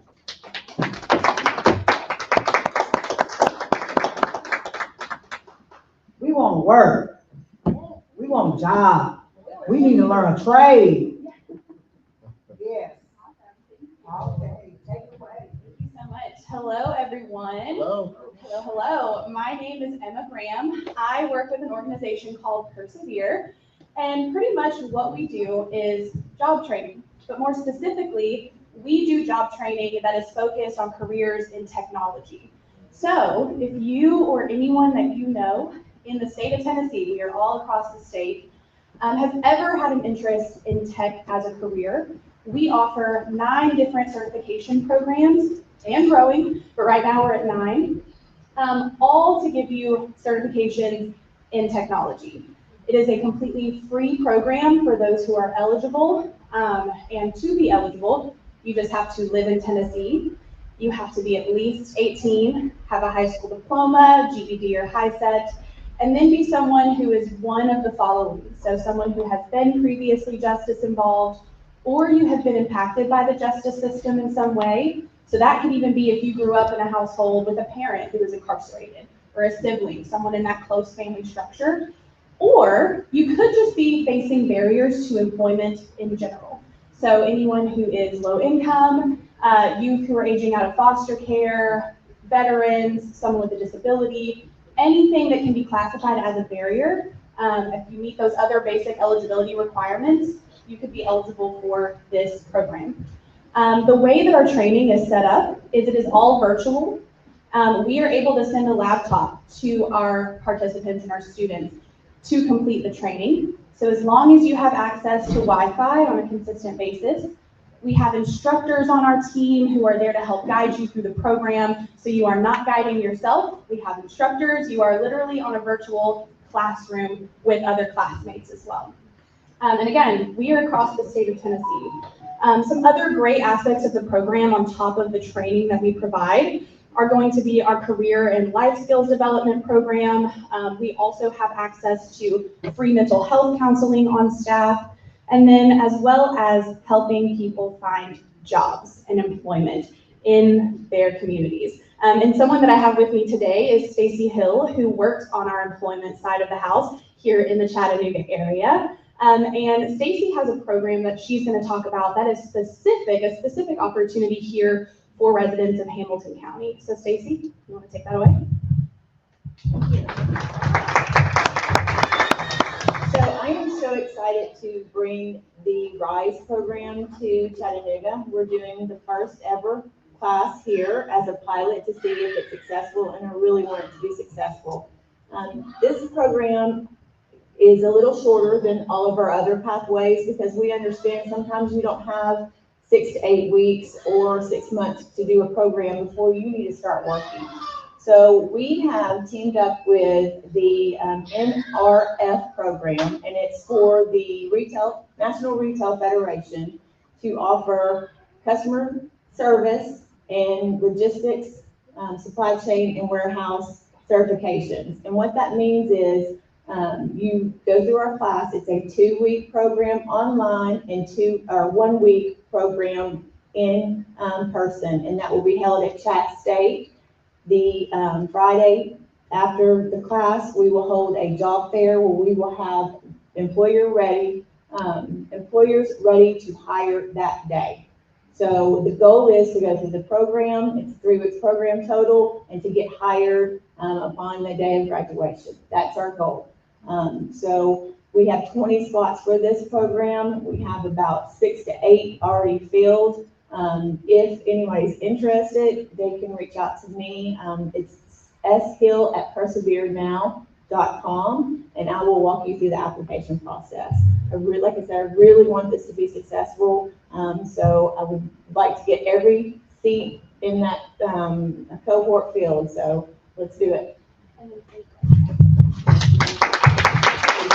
I'm going to add just the last thing. If you need any information, feel free to come by our table right there. We have info on how to contact us, emails, our website, all of that kind of stuff. So feel free to drop by our table. And for all the other organizations in the room, we are always looking to connect.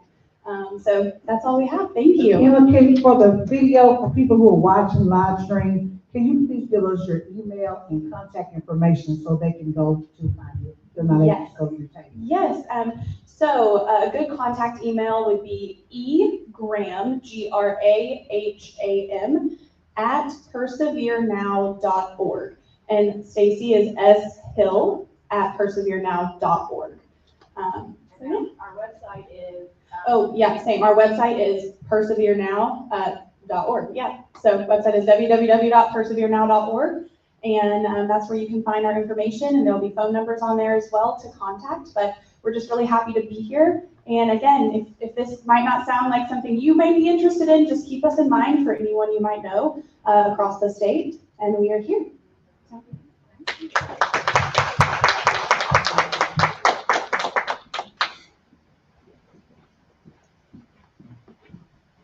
Good afternoon.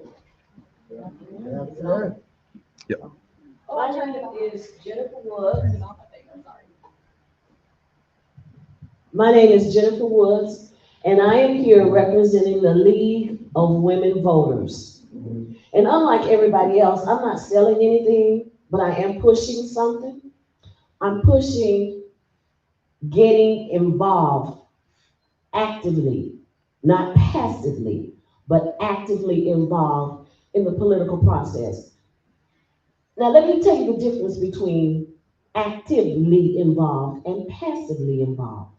We know that the election cycle comes around every 2 years, and we elect all of our representatives, and those are representatives on the state level, local level, and national level. But here's what happens. I've been actively involved in politics since the age of 8 years old, and I have to tell my story, because until I tell my story, you won't understand my passion. My father was in the military for 30 years. I'm a military brat. My father was in Japan when I was born. He was in Vietnam for 3 tours of duty. So I did not see my father on a daily basis until I was 11 years old, because he was in the United States Navy. What's happening to the veterans is not new. When my father came home from Vietnam, he was not able to get a job.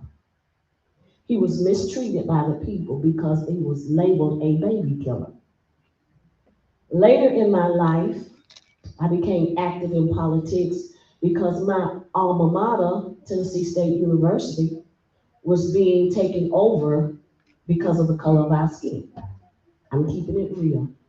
I cut my teeth on activism at Tennessee State as a sophomore when we organized over 4,000 students to walk from 28th and Jefferson, where Tennessee State University is located, to the state capitol. And we were not able to get an elected official to take us seriously. At 18 years old, I attended my first political rally on the national level, where President Jimmy Carter was elected.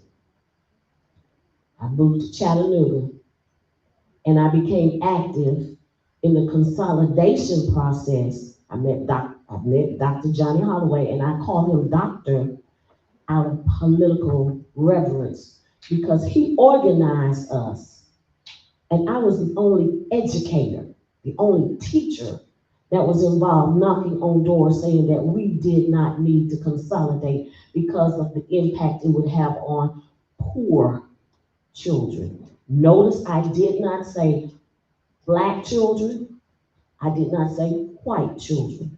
I said poor children. After I retired, Dr. Woods tapped me on the shoulder at 2 o'clock in the morning,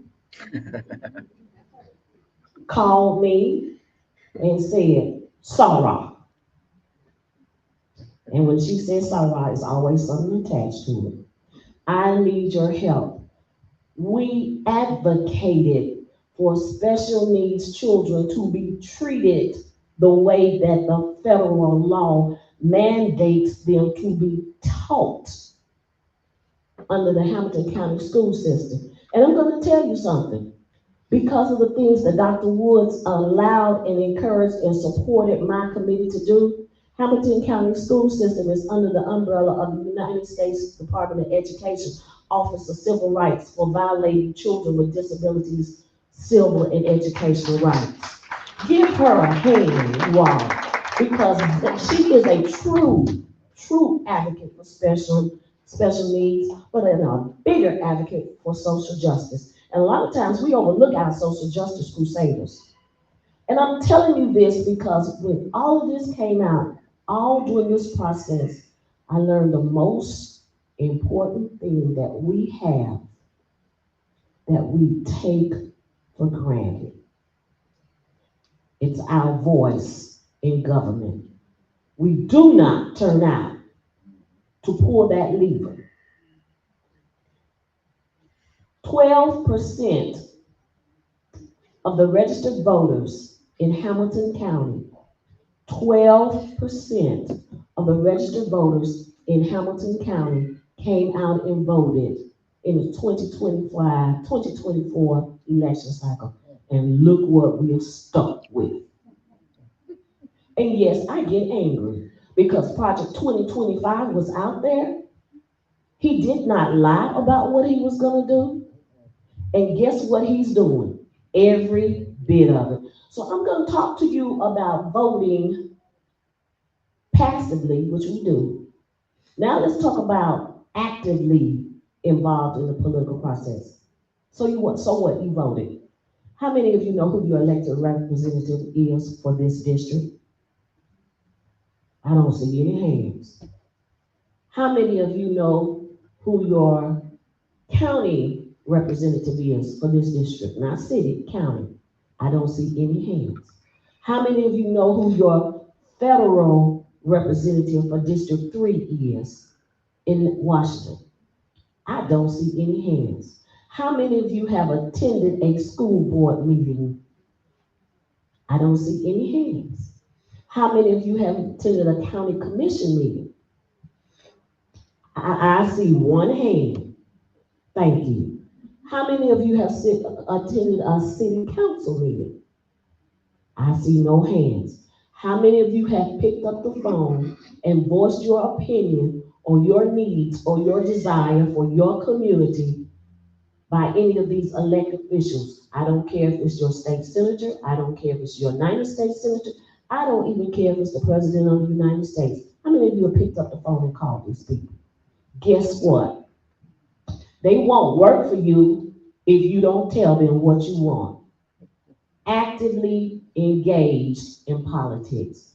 Now, let me break it down to you so you'll know how this is affecting you. Anybody in here beside me on Social Security? What's going to happen when it's gone? Project 2025 talks about privatizing Social Security. How many people in here are on Medicare beside me? Medicare, Medicaid, TennCare. What's going to happen when it's gone? How are you going to pay your bills, your medical bills? How many of you have insurance, prescription insurance, and experienced what I did? I had one prescription that I filled in December for $300. When I went to have it refilled in January, not 20 days later, it was $11,000. How many of you have experienced that? I can't afford it. How many of you are upset about the price of eggs? Guess what? I had a young lady call me yesterday and told me she paid $14 for a pound of grapes. How many of you are listening to the tariffs that are being placed? 200% tariff on France. 200% tariff on the Irish imports. How are we going to eat? How many of you realize that 90% of our summer fruits come from Mexico? How are we going to afford to eat? We will not be able to do the things that we're doing now if we continue to be apathetic and don't get up and don't pull that lever and then don't call our state representatives and tell them what we want. How many of you are tired of being sick and tired? How many of you are tired of hearing negativity and asking who's going to do something? Well, guess what? Anybody can sit back and do nothing. It takes strong people, unified people, people with a unified vision, people who are community-centered. And I'm going to talk to you about community-centered because whether we live here in this district or not. We are a community. Community does not mean where you live. Community is your city, your county, your neighborhood, your country, your world. As a citizen of the world, we are a community. So we've got to get out of community-minded being where we live and look at the big picture. I live on one side of the city, you live on another, but guess what? We're still community. And until we unify, I'm going to say it again, until we unify unity, until we are able to overcome our territorialness and get a big vision of what we want for this county, this city, and this state, we're always going to be overlooked. Now, I'm going to break this down. I'm a retired teacher. There is a bill in the Tennessee State Senate that says the state of Tennessee does not have to educate every child that lives in the state. Right now, they're focusing on illegal immigrants. But what's an illegal immigrant? That's a broad category because technically, if you look like me, you could qualify for an illegal immigrant because I have ancestors who did not come over here legally. There are people who are white who say their ancestors came over here on the Mayflower. But did we ever question the legality of them getting on the Mayflower when other people already lived here? See, that's a big, broad category. So we can't just assume that when they say illegal immigrants, we're talking about people that come from south of the border. Because there are people that come from north of the border, there are people that come in airplanes, there are people that come in boats, people get here all kinds of ways. But think about it. When a state says they're not going to educate a portion of the population and they make it codified by making it Tennessee state law, what's going to keep them from amending that law and including your children, your children, your children, your children, and if I have children, my children? The danger of an uneducated population for a country is massive. And the only way, the only voice that we have, it cannot be passive. We can no longer just not show up. We can at the voting booths. We can no longer just pull the lever and be done with it for the next 2 years or the next 4 years or the next 6 years. We've got to stay actively engaged. We've got to call these people. We've got to turn up. We've got to show up. We've got to let them understand that they work for us. I told one of the elected officials that used to work in the United States Congress, I will not call his name, when you took that oath of office, and I want you to listen to what I said, you said that you were going to represent your constituents. It doesn't matter if I voted for you or not. I am still your constituent. I had a voice in hiring you, and I'll be doggone if you don't represent me, if you don't listen to me. When I go to that booth the next year, I will fire you. Please visit this table to check your voter's registration. If you have not voted in the last 2 years or longer, believe me, you will not be able to vote in 2026 because the records are being purged. We have information over here that you can use a QR code to scan to see whether your voter registration is still active. It tells you what district you live in, starting in the local election all the way to the federal elections. And this information is free. If you know someone in your household who is not voting and is 18 years old, or will be 18 years old before the next election, and the next election is 2026. If they are 30 days out from being 18, you can register them to vote. The registration will not become active until they're 18. So it's no need to say, oh, well, I'm just 17, I can't register. You can register at 17.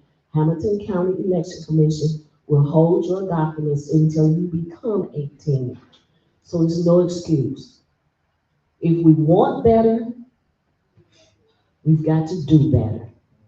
Thank you for your attention.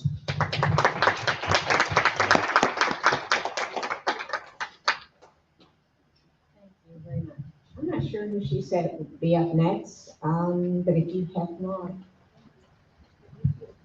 Sure, yeah, so if you know the order, please come up. Thank you.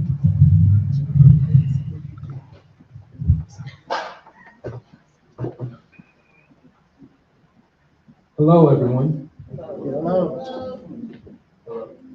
My name is Roger Williams, and I work with Erlanger Community Health Center. And this is my colleague, Jordan. That's me, so. I just came up here to talk a little bit about the many services that we have at Erlanger Community Health Center. We have services like primary care, behavioral health, pediatric, OB, dental. We even have a CVS clinic at one of our locations over at Dodson Clinic, or Dodson Ave. We have 4 locations, Southside, Premier over on Lyerly. We even have a school-based clinic, the Howard school-based clinic as well. Jordan, that's standing next to me, is one of our outreach specialists. And I have my team in the back, Manisha and Myra. These are 2 fantastic nurses that we have at one of our locations over at Dodson. Please come by and, just take a look at some of the wonderful providers that we have here over at Erlanger Community Health Center. We have plenty of opportunities for our providers to be able to see you at any one of our locations. We can take walk-ins. We have a long list of opportunities to provide, at your service.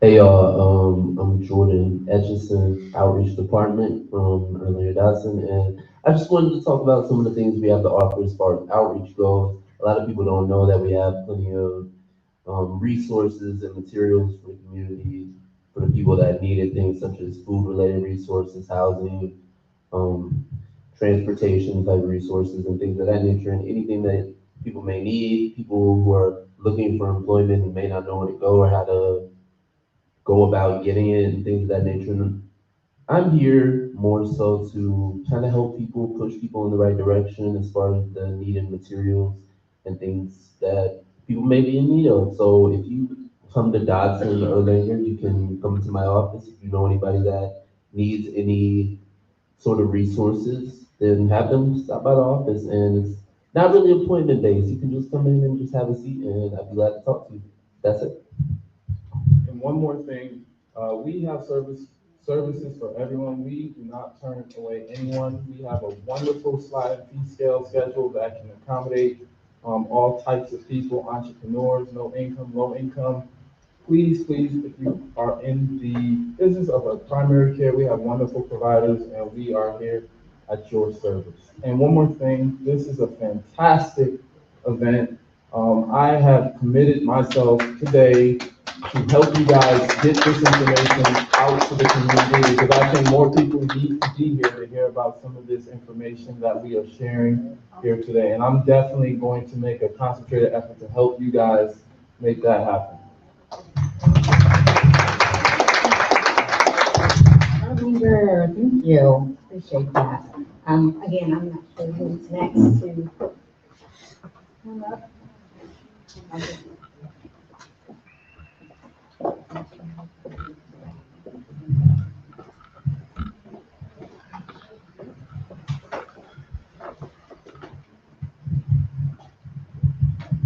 Good afternoon. My name is Priscilla Gillespie. My husband's over there. That's my real power couple. I am here representing the Miliare group, and I first wanted to say a few things about what's been mentioned before. One of the things they said was knowledge is power. That is true, but it's not power until you use it, okay? So what I'm gonna do now is I'm gonna go ahead and start with the slide. I'm just gonna tell you a little bit about who we are and what we do as a company. The first picture you see is Aegon. We're backed by a company and not a man. Aegon is located in the Netherlands. It's been around for over 170 years. It is a Fortune 500 company. If you were to take IBM, Coca-Cola, and Walt Disney, wrap them all together, Aegon is still bigger. Next to that is Transamerica. That's our sister company where all the securities are done. And then next to that is World Financial Group where the insurance is done. And if you know anything about the insurance in the security world, you know most people have to go to 2 different places to get those. The great thing about us is it's all housed in one place. Under that umbrella is who I'm with, which is the Miliare group, okay? So some of the things that we help our clients with, we like to consider ourselves the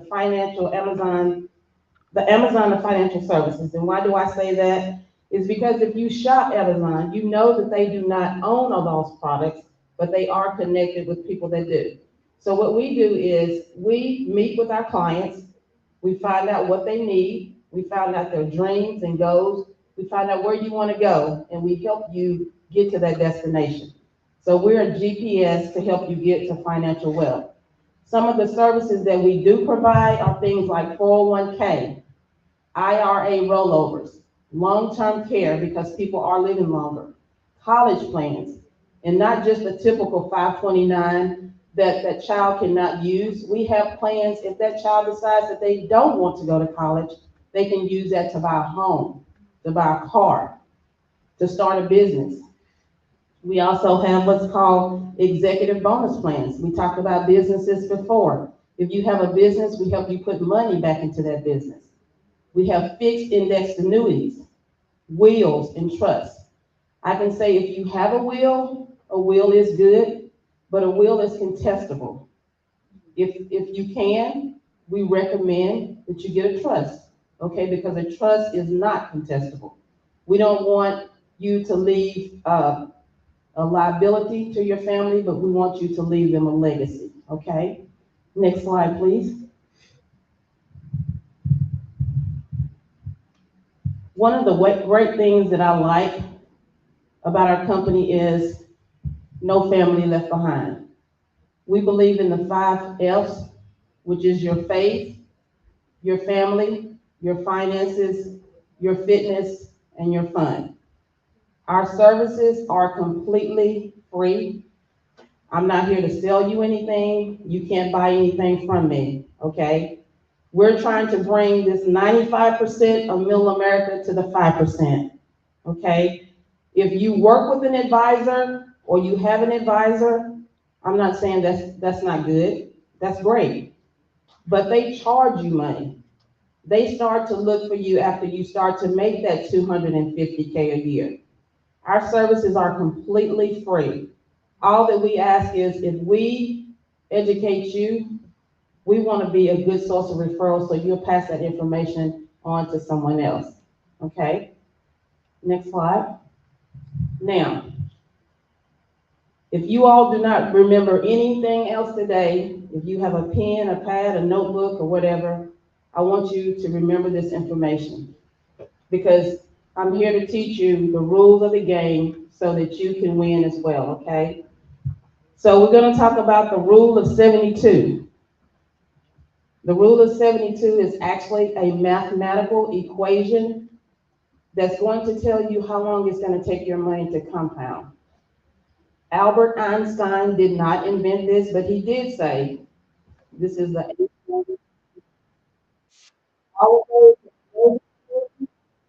gain all the interest, and those that don't, pay all the interest. And by a show of hands, I'm just going to ask you, would you rather pay all the interest, or would you rather gain all the interest? Exactly. So with the rule of 72, if you don't know anything about banks, you probably are only getting about 0.1% if your money's in a bank. Unless you have maybe a high yield saving account, you may be getting 3%, okay? With the rule of 72, what you do is you take your percentage, divided by 72 or into 72, and that's going to tell you how long it's going to take your money to compound and double. In this first example, we're just going to say we have a 1% interest rate, okay? We have a person that's 29 years old that has $10,000 in the bank. If you take that 1% divided into 72, it's going to take 72 years for that $10,000 to grow to $20,000. That person is now 101 years old. How does that make you feel? Not too good, right? So what we do is we teach our clients to get those higher rates of return. 4%, 6%, 12%. People say, well, that sounds too good to be true. Well, it's probably because no one has ever sat down with someone like us that holds our license, okay? This is why we're here to educate, to teach you the rules of the game so that we all can win, okay? Now, at the age of 65, most people think that's the golden age to retire. I don't necessarily agree with that. I say you should retire, when you're in a position to retire, okay? $80,000 this person has at age 65. We know at the age of 65, $80,000 is definitely not enough money to retire on, right? So look at the 12%. Now your money's growing every 6 years. That same 65-year-old now has $640,000. Work another few years, they're then at 1.2 million, okay? So that's the power of the rule of 72, what it can do for you. Now, how your money grows. Most people only know about the fixed and the variable, okay? With the fixed, it's just a straight line, not doing anything. Mostly for conservative, okay? The great thing is you're not losing anything, but you're also not gaining anything either, okay? Variable. This is where most of us have our money. If you have a 401k, an IRA, an annuity, anything like that, guess what? Your money's going up and down. It's unreliable, it's unstable, it's unpredictable. And nobody wants anything like that. You don't want a car like that, right? You don't want a relationship like that, right? So, with the variable account, your money is in the market. Whatever the market does, that's what your money does. I don't know if many of you in here remember, but when the stock market crashed in 2008, people lost over 40 to 60% of their money. How could they have avoided that? We have what's called the index. Most people haven't heard of that. The index to me is like a stair step to heaven, okay? When the market's up, your money's up. If the market were to crash like it did in 2008, guess what? Your money's at a floor. You don't lose a dime. If you started out with 100,000 and the market dropped to zero, guess what? You're still at 100,000. The highest tax bracket ever was 94%. Now I just want you to close your eyes and imagine. You worked all your life, time to retire. You wake up tomorrow morning and the market has dropped 94% and your money was in a variable market. How many more years are you going to have to work? That is one of the reasons why some of our elderly are having to go back to work. And I don't know if you all have been watching the stock market, but not looking too good, okay? So remember, I'm here to teach you the rules of the game. If you know of anybody that has their money locked up in a variable account, write their names down. Tell them, look, I saw something yesterday. You need to see it. Because we don't want that to happen and that be on our shoulders that we didn't tell them about it, okay?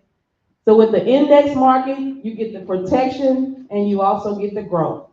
With the index market, your money mirrors the market. Whatever the market does, that's what your money does, okay? Now, how your money gets taxed.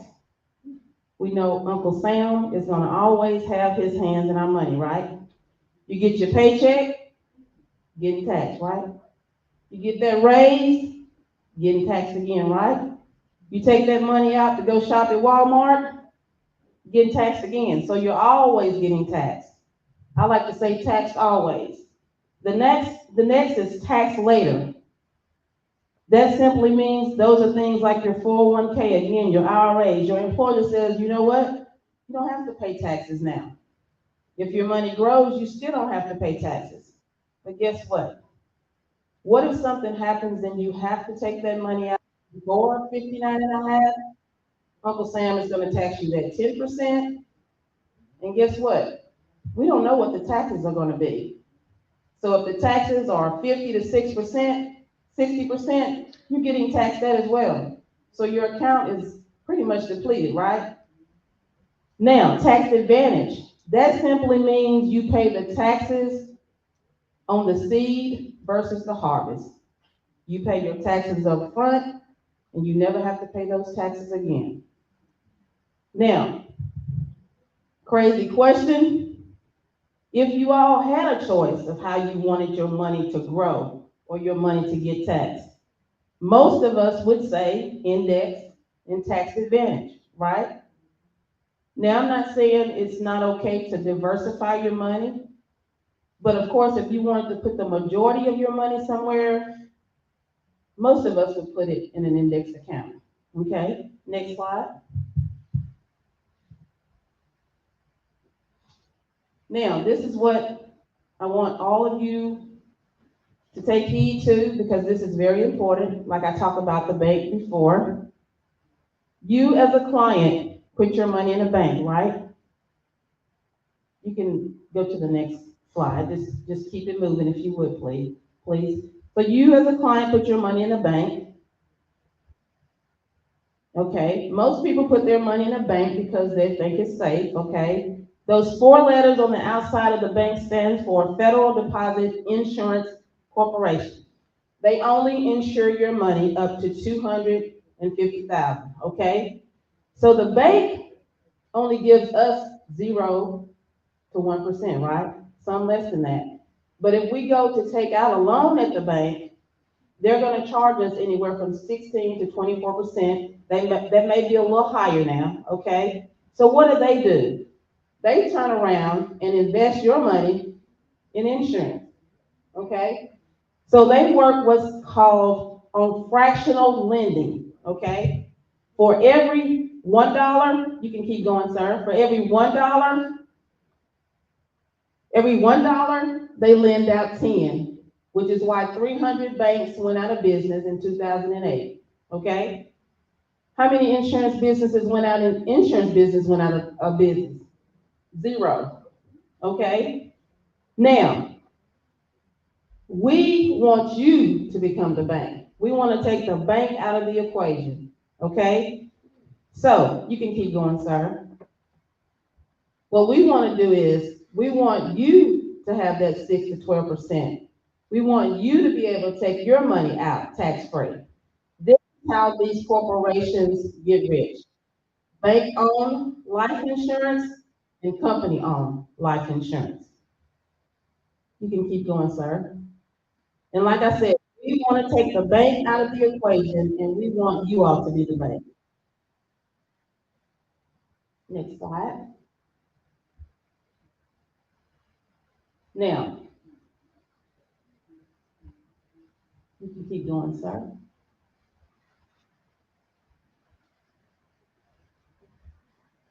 Thank you, Michael. Mm-hmm. Now, this is just an illustration of how it works. Most people put their money in a bank. That's about 80% because they think it's safe. About 15% of us put our money in investments for the rate of return. And then there's that 5% that puts their money in insurance, specifically life insurance, okay?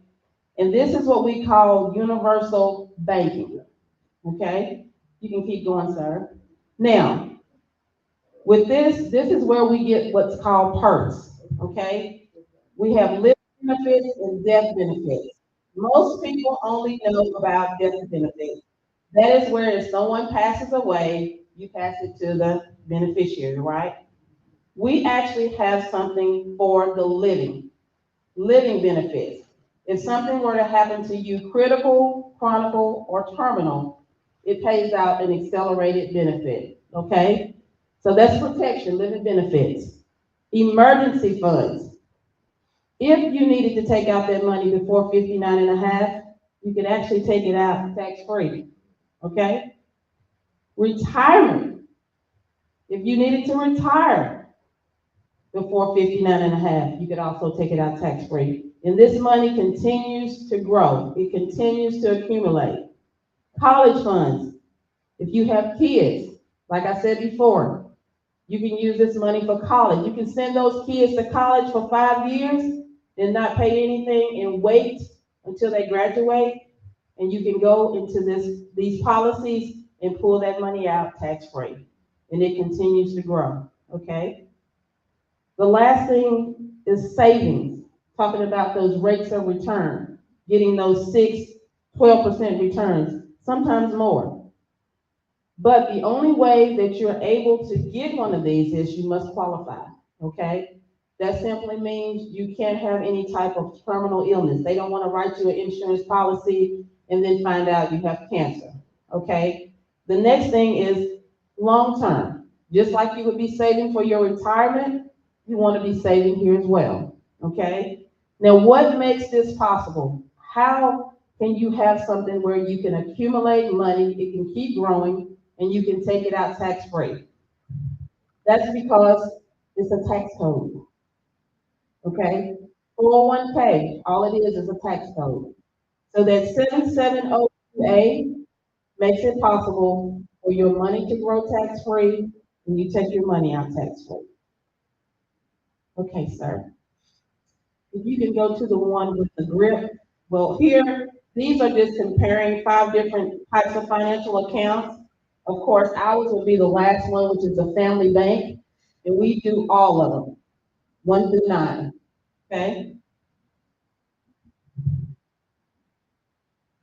It's just an illustration where we do them all. Now, on a scale of 1 to 10, I ask people this: where are you when it comes to knowing about what a 401k can really do, okay? If you're not 59 and a half, there's that thing we talked about, right? Then there's that federal, that 30%, but that all depends on what the taxes are going to be at that time. So right off the bat, you've already been taxed 50% of your money, okay? Next slide. Retirement. Even if you retired, the government is still going to tax you, okay? You're still going to get whatever that tax bracket is. You're not going to get that 10% penalty, but whatever the taxes are at the time, you're going to get taxed as well. And if you live in a state where there's taxes, of course, you're going to have to pay that. Now, the last one, most people don't know about that have retired. There is an age. At the age of 73, that says 72, but at the age of 73, if you have not paid taxes, you pull that money out, Uncle Sam is going to automatically charge you 50%. Let's call the next slide. Okay? So if you think about it, everything belongs to the IRS. This is why I want to teach you the rules of the game. Okay? Now, how do we help our clients? We first find out, it's called a financial needs analysis. We find out where you are. Cash flow. If you're making $5,000 and you're spending $7,000, we've already found the problem, okay? There's also emergency funds. Before COVID, people were not saving anything. You know, if a $600 emergency happened, a person couldn't afford it. They had to put it on a credit card. So we teach people now how to build emergency funds 9 to 12 months. okay? There's legacy planning, wills and trusts. Like I said, a will is good, but if you could have a trust, that would be even better, okay? Because then you're leaving a legacy to your family and not a liability, okay? So I think I've probably taken up most of my time. I'm not gonna go any further. I hope this has been helpful. If this is something that you can use, I have some flyers in my table. I would be glad to pass those out. You all can contact me and we can set up a plan so we can help you and your family build some generational wealth, okay? Thank you for your time.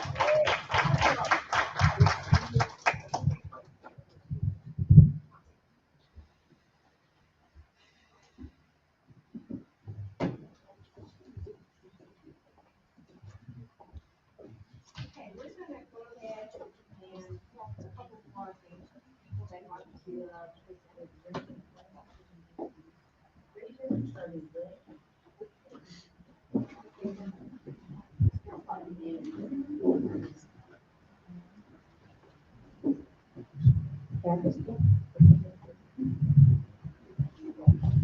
Hello, everyone. Hello. Good afternoon. Good afternoon.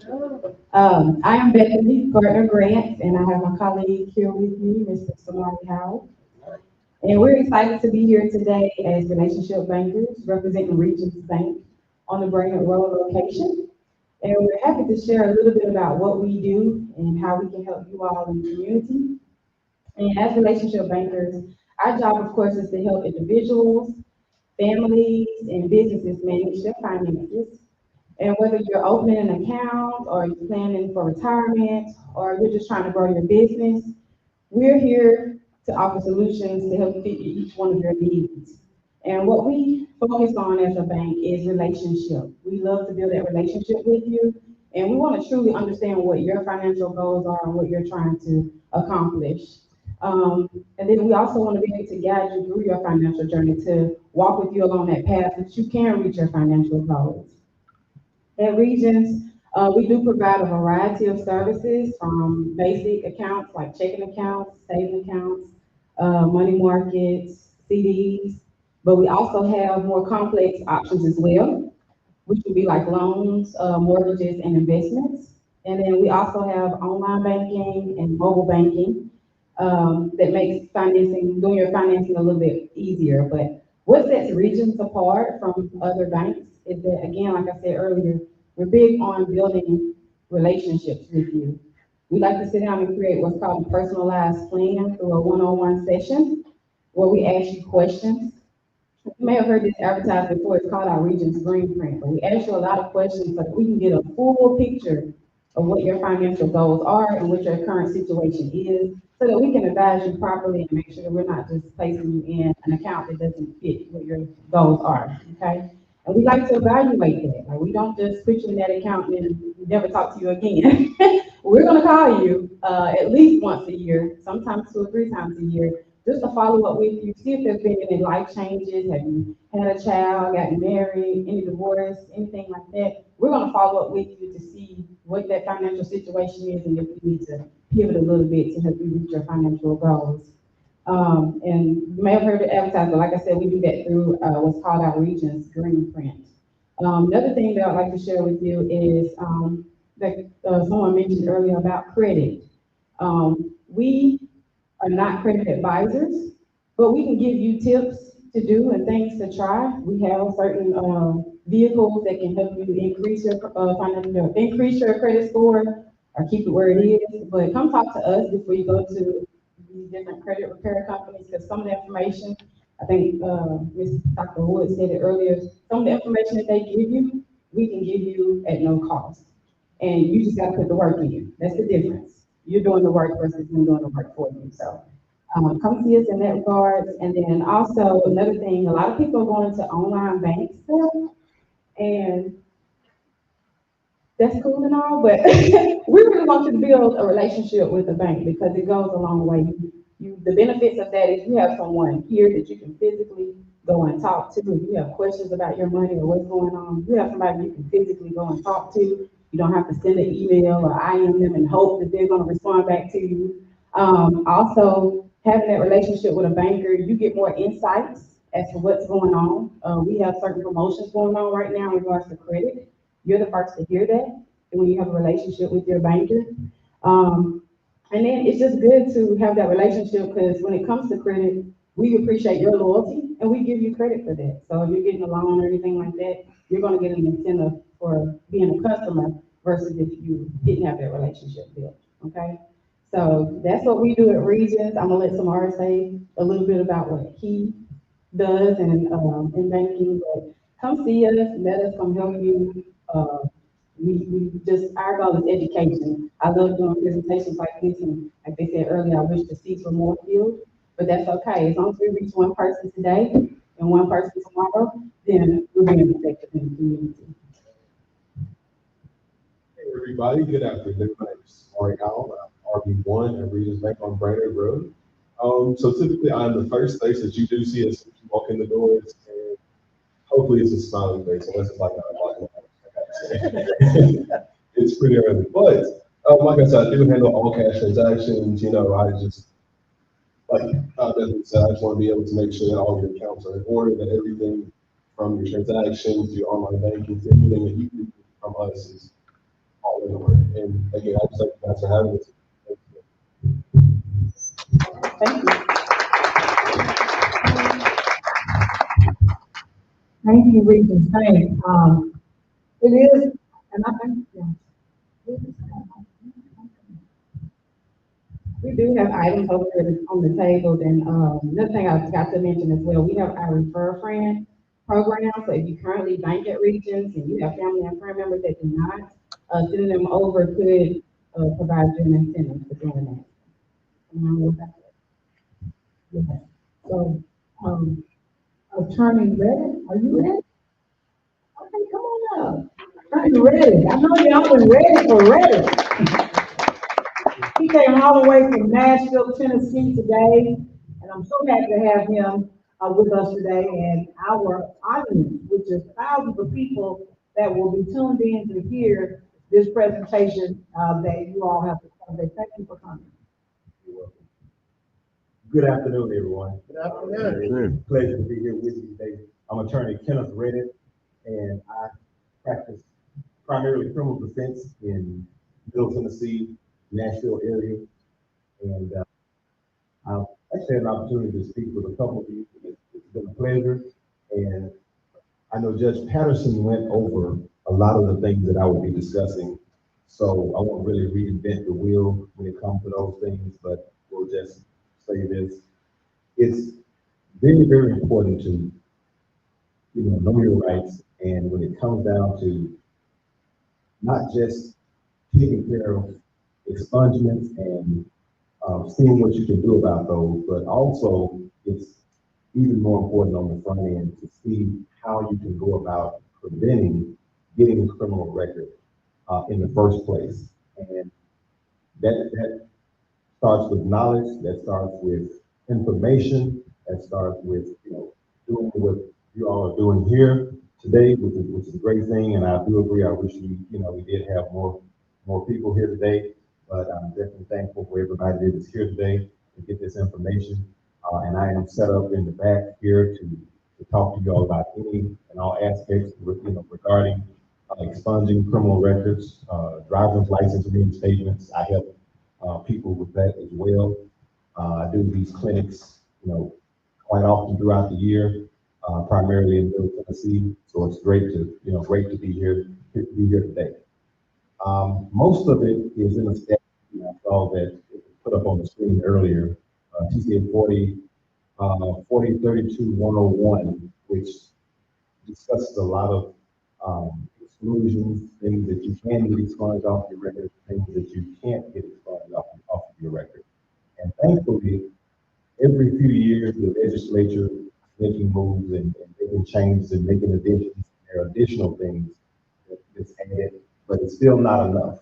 I think in 2012, when the expungement statute was first enacted, I believe there was only about 17 people that entire first year that was able to benefit and get things expunged off their record, which was completely unacceptable. So it was revised in 2017, it was a little bit better, had more things that were on the inclusion list as opposed to the exclusion list, but it still, didn't get us where we needed to go. So if you all know someone that has encountered law enforcement, been arrested, and had charges, first thing is just tell them, look, speak with, contact the lawyer. It is far too important. Yes, it's very easy to go into the courthouse, speak with someone, and they give an offer and say, well, if you plead guilty to this, then we'll just let you walk out of here, and that's all it is. And, you may pay a fine, and that's it. But they don't tell you the long-term effects of that. Not trying to get jobs, trying to get housing, things associated with it. None of those things. Because primarily the sad part about it, for the most part, with some exceptions, thankfully, but when it's called a record for a reason. And judges will take great pains, as Judge Patterson will, when there's an attorney, myself, and a district attorney on the other side, and we've negotiated something, if it ends up being a plea, to make sure that it's entered into knowledgeably, knowingly, voluntarily, without coercion, and you have someone that can say yes, and then years later, an issue comes about, they really need to have that expunged off your record, and then we're looking at avenues and trying to figure out how we can do that and how we can help that person. So for me, it's always more important to figure out on the front end, to sit back and have that conversation and say, look, here's my card, initial free consultation, come in and sit back and talk to me, let me discuss the charges with you and see what we can do to try and prevent that, because in particular with first, people that get their first offense, most of the time, there's a great opportunity to end up getting a great result and to get that off your record. And so you always want to start off by doing that. Certain things that can get expunged off someone's record, if the charge has been what you call knowledge at the request of the state decides not to prosecute, or if it's been retired by the state, which is set aside for a designated period of time, which could be 6 months, which could be a year. Then at the end of that retirement period, then that can be expunged, will get dismissed and can be expunged off your record. If it's a no true bill, which is something that is goes to the grand jury, and the grand jury decides that there's not enough probable cause to indict, which is very, very rare. So adage in the law, you can indict a ham sandwich.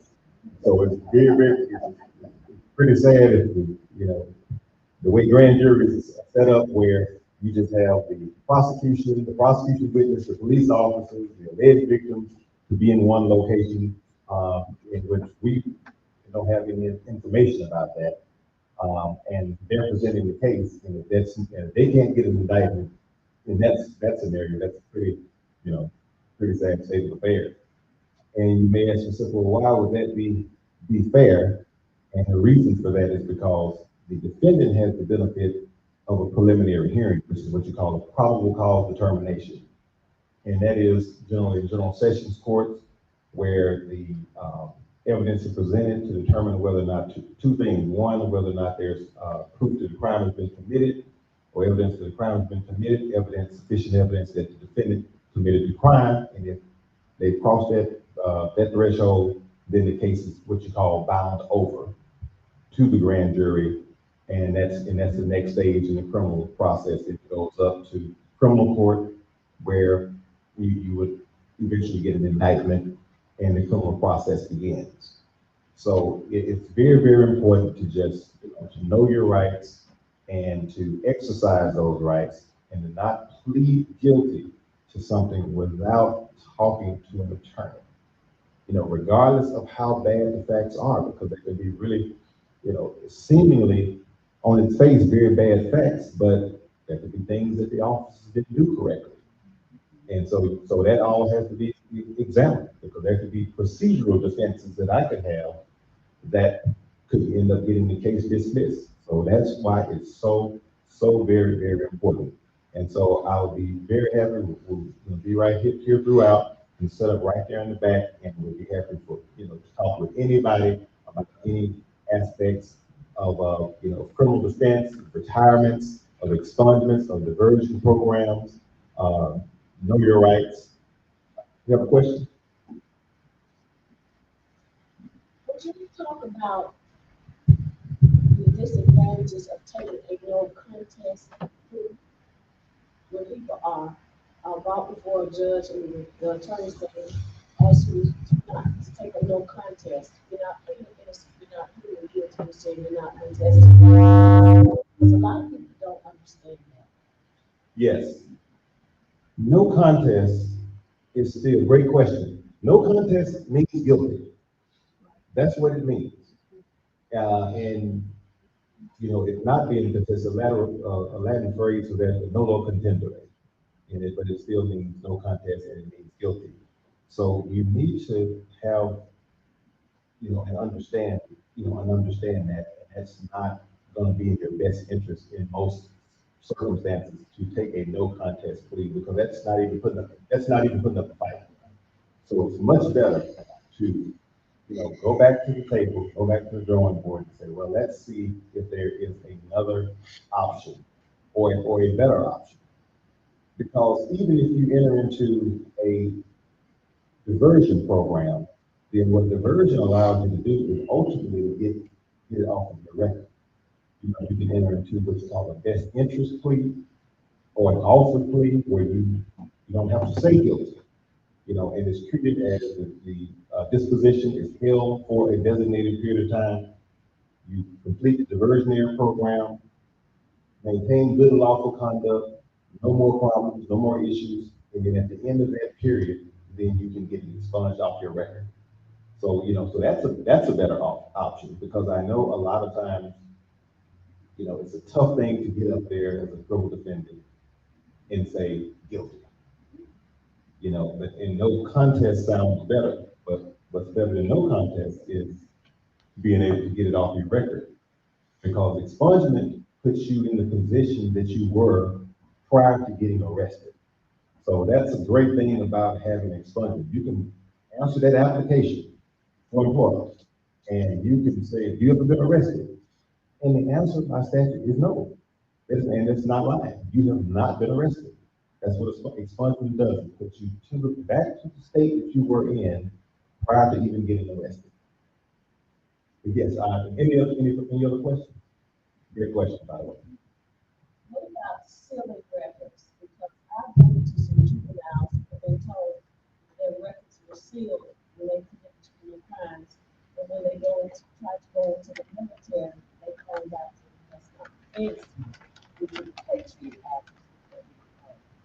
Yeah, you're correct about that, with that being a loophole. Yet the sealing of records to juveniles is generally true. But there are all kinds of exceptions to that, even when it comes down to what you call transfer hearings, when you have juveniles that are still, you know, at the age, you know, are juveniles by age, but they've committed offenses and they're trying to transfer those offenses from juvenile court to criminal court.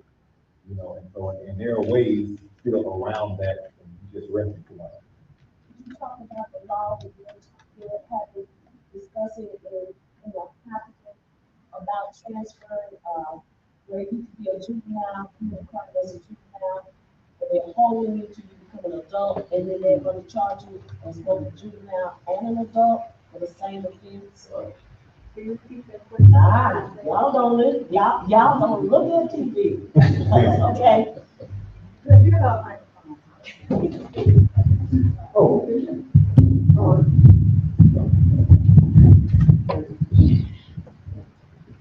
Oh, he's got it. Y'all, this is why I say we gotta vote. I'm gonna try to be politically correct, charge it to my head, not my heart. Our county district attorney is pushing that if you are a juvenile in the state of Chattanooga, Hamilton County, and you commit certain crimes, they can hold you in juvenile court, charge you in juvenile court, arrest you, hold you until you become of age. And then not only charge you for the crime that you committed as a juvenile, but transfer you to adult court, and the juvenile charge doesn't drop. You get the charge on the juvenile level and on the on the, adult level. And I wondered how that wouldn't qualify as double jeopardy. Yes, I think that would be an impermissible example of double jeopardy. And I think that would be problematic constitutionally on so many different levels, because you mentioned holding them until they become a certain age. And I didn't hear anything about that, not familiar with that Hamilton County proposal. But I would say that just from what you just stated and articulated, that would be highly unconstitutional. And I believe that even if something like that were to pass, I believe that it would be challenged successfully on constitutional grounds. Because they would still have their, basic detention rights, rights to a hearing, right to be heard, right for there to be a probable cause determination. And so you're still, believe it or not, you're still innocent until proven guilty. In practical terms, we see that working just the converse far too much. But that is really, the problem with that. But no, I don't see that, and I would agree, because you have to make a decision. You have to. That's what transferring is all about. You don't get an opportunity. We're going to punish you and penalize you here, and then we're going to punish you and penalize you as an adult as well. You got to do one or the other. You're going to keep the case in juvenile court, or you're going to send it and transfer it to criminal court. You have to do one or the other, but not both. How long can they hold, how long can they hold a child, in this case a juvenile, as a juvenile? And then, like she was saying, wait till they turn 18. How many, is there a statute of limitation on how long a judge or a district attorney, in this case, can hold a child, a juvenile, waiting for them to turn 18? Is there a limit on the amount of time? And if a person is arrested, it's another question. This is my question, Jennifer. If a person is arrested and they're just sitting there, they're not bonding out, how long can they leave the whole person in jail before they have to allow them to go to trial? That's typically 72 hours, where they would have to do hold them, and it is typically going to be in detention. So they would hold them in detention for 72 hours, and they have a right to a detention hearing at that point, and to make that decision. But it's still not going to be an opportunity to have an indefinite hold right on up until their birthday. Now, what happens in a situation like that, there are a lot of motions, there are a lot of different things that's going on in the process. It's being filed in the criminal. As long as the process is going forward, then it's going to be, motions are filed, dispositive motions, joined motions, but it can't be a situation where nothing is happening with that juvenile. And I think that's what your question is about, the juvenile just sitting, waiting on the 18th birthday. What if it's 13 years of age at the time, 14 years of age? They're going to just sit 4 or 5 years, 6 years until something is done? No, absolutely not. You know that they're doing that in the court systems. We need to call them out. We need to get you about what to do when you know that the holding person is under 18. And then they wait, and they turn 18, and then they bound it over to the adult court. But they were minor when they committed the offense. What do they have as a defense? Because that's going on all over the country. These kids are being charged as adults because they turned 18, but when they committed the offense, they were not 18. But some of them a year. I don't know how they hold them in juvenile for a year. But now they're trying them as adults even when they're not adults. There are some crimes that they are trying young people as adults. They're not trying them as teenagers. They're trying them as adults. You would contact attorneys such as myself, and for the adults, we talk about judicial diversion. So, Judge Patterson went over that. It's in juvenile court, it's called an informal adjustment, which operates the same. And so that's one option, to be able to negotiate and to get them out early. But I would also say file a motion for a speedy trial. That's another option. There are programs in our county, and Alton Park Development Corporation is one of them, that allow those who have found themselves in trouble with the law to work out their sentencing through a diversion program. And we have worked with the court system with getting those people to do work in the community through our organization. So diversion does work, because, you know, you could be locked up, instead of giving back to the community, working out the time in the community, as long as you don't get any more trouble. So, Correct. As long as you don't get any more trouble, that's the thing. Yes, ma'am.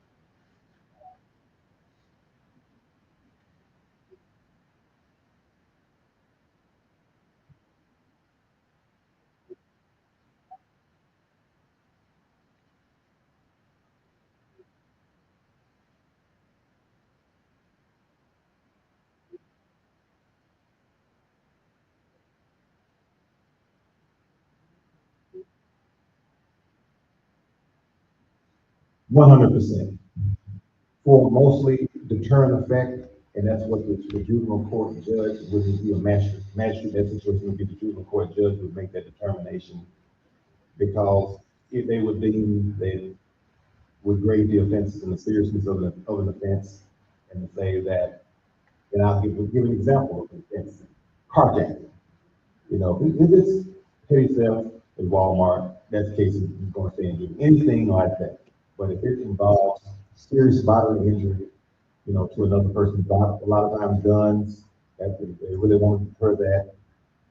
In particular, where this has been kind of a repeated, ongoing thing, then that's going to be one they're more likely than not that juvenile district attorney is going to seek to try and get that case transferred and to get them charged as an adult. You're welcome. I have a question. Yes, sir. I'd like you to speak to the effect of the body cam issue in Tennessee, where a lot of cases, they don't even come on. How's that constitutional? It's not. You know, it's, I want to say July, around July of 2021, when the lights are standard, when the lights are activated, the blue lights are activated, the body cams are supposed to come on. And we're working a case in the county for this, Sumner County. And it's amazing that you have certain counties that won't have body cams in Tennessee. Certain counties that actually don't have body cameras. But the federal government did give money to counties and municipalities to purchase them. They diverted the funds, yeah. In those same ones, yes, and those same ones they'll have the dash camera, but they won't have the body cameras. And then I will use that in negotiations with district attorneys and say, well, this is a big disadvantage to this defendant, because we just have the officers worried that this is what they're doing. But where's the body cam footage? Mostly that's usually not an issue, but occasionally it will come up, and it is a problem, because they are in violation of the law when the police stop someone and they activate their blue lights to get ready to initiate a stop. Then that is when the body cameras are supposed to come on. Oh, go ahead. Okay, so I want to get back on what he was saying, because as a special education advocate in Hampton County Schools, I'm constantly running into situations where parents are being told that the cameras in the schools have caught their children doing things that are suspendable, zero tolerance offenses. And when parents come in and ask to see it on the camera, they're told they can't show it. But you sign a release for the school system to do it. So if my child is on the camera and you're suspending my child, and I'm supposed to have a right to due process to see what my child's offenses are, how can you not show me the video that you used to punish my child? And I totally agree with you because you're speaking in terms of you seeing that video. And it's my child. Right. Fundamental rights are being violated. Right. And one of the things when I've had that issue come up and still have to do some more checking as far as why it is this way. But I think one of the bigger things that the school looks at and says, well, typically in situations like that, there would be your child, but then there would also be other children. And so there are ways that you can, ensure that, okay, you're just seeing the activity of your child and not those other children. And that's where I see that situation can be remedied. But it's been phrased as a privacy issue, which is somewhat allowed them to get away from, to get around that. But anytime, and you mentioned signing the release and everything, as a parent, I would say that there has to be some mechanism for you to be able to see that. Yes, I do get the other side, and that is a reality too, to make sure that that your neighbors, two neighbors beside you, they don't want their children, as part of it. I get that. But that's part of the dilemma and the reason for them typically taking that position. Well, how, as an advocate of parents' rights and students' protection, what needs to be done to the law so that parents whose children are being, I taught at Washington Alternative School, and I saw all of the abuse of that the whole 8 years I was there. What can a parent or a group of parents, such as a PTA or community, do to make sure that they're able to see something that is being used possibly in juvenile court to get their child expelled from school? I love that question. And if it's not in the policies and procedures of that particular school, I would always say, that, I'm in Middle Tennessee, so ours is governed by MNPS, Metro Nashville Public Schools. So you always start there, but if you don't see it there, then the answer is what we're doing. It's here. This is how you change laws. This is how you change bad policies. People like us getting together and protesting and challenging these legislators. Say, look, you got to change this, and you have to address this. This needs to be on the ballot.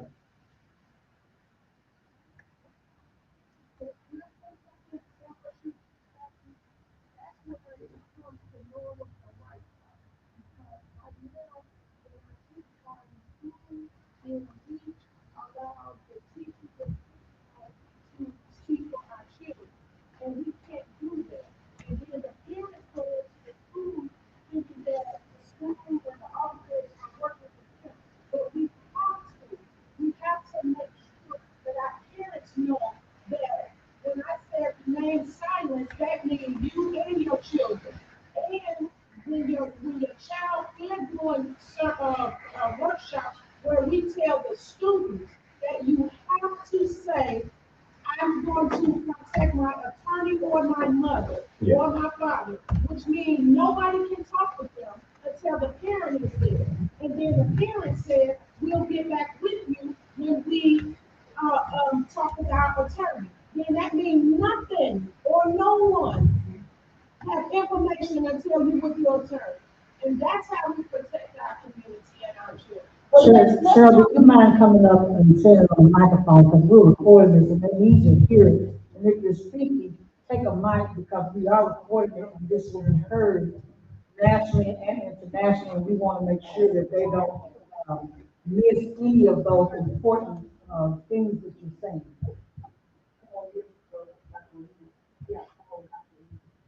I'm sorry, I was just saying that a lot of times the parents and the parents and the students are in school. And when the students have an issue and the school wants to prosecute them because now they have all of these police officers in the school, well, we have to make sure that we let our children know that you don't talk to anyone. You tell them, I will wait until my parent comes or call my attorney. And then when a parent comes to the school, most of the time, because I was guilty of telling, I met Mr. Ring, or I got into some workshops. I used to go to the school, like, what you do? Tell them what you did. I was wrong. We have to stop doing that with our children. We have to say, well, right now, at this time, we have nothing to say. Once we talk to our attorney, and then we'll get back with you. And even when they come knocking on your door, when the police knock on your door, you just tell, you don't even have to open your door. You don't let no one in your home. When they come, you tell them, I'll contact my attorney and we'll meet you at the station. And that's to keep yourself protected. Let me explain something that as an educator, a lot of parents don't understand. When you go to the school, principals and teachers are notorious for playing games with you. And the game is in loco parentis, which means it plays a parent. But what people don't understand is, if you're in a meeting with the administrator, you and your child, and the school, the teachers and the principal, the fact that you come in that room, that in loco parentis goes out the door.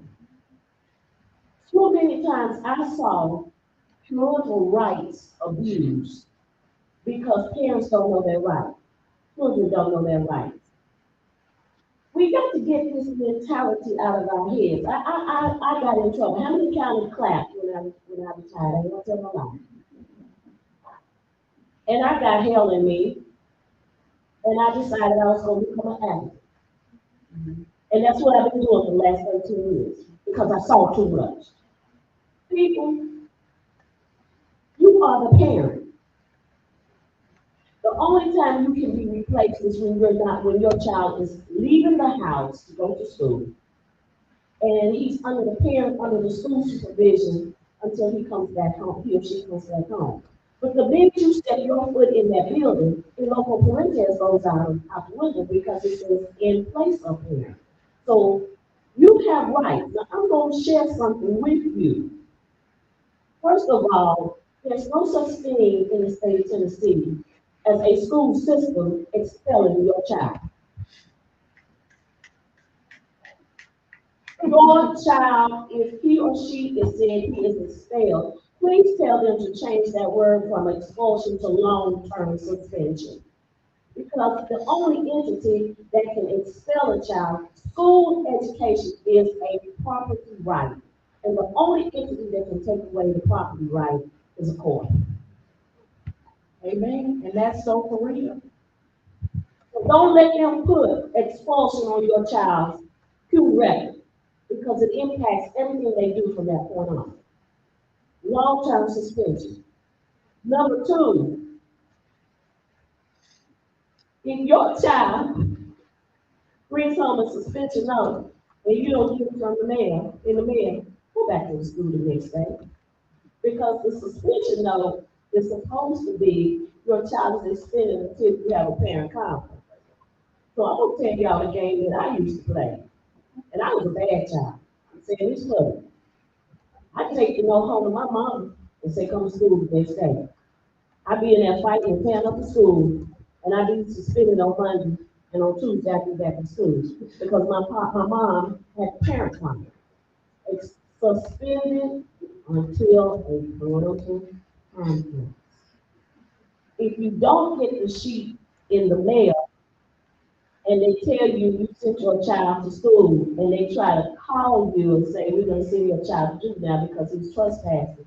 If they didn't pick up the phone and tell you that your child was suspended, or you didn't get something in the mail, because you cannot depend on, children don't bring home report cards, you know doggone well they're not gonna bring home suspension record. So you take that child back to school and you tell the principal will say, well, we don't have a parent-teacher conference. Teacher gets suspended, the principal is. What you need a conference with the teacher for? The principal is the one that does the information. And if they tell you that the principal's not available, ask them when is he going to be available. And I'm going to take it a step further. Since we're not doing face-to-face all the time, you can always ask for a Zoom conference. And one thing she was saying is absolutely the truth. When we have these IEP, if you have any students that have an IEP, and they say they want to have their IEP yearly meeting, and you're the only parent in that classroom, in that meeting, and then all these teachers, no one is certified They're just educated. They're not certified to diagnose your children. So when they sit in that classroom and you're the only parent and everybody, stop the meeting.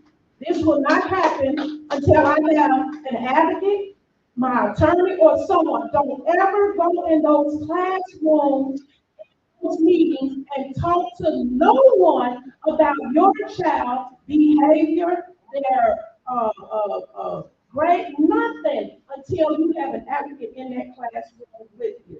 Period. And I'm gonna take you a step further.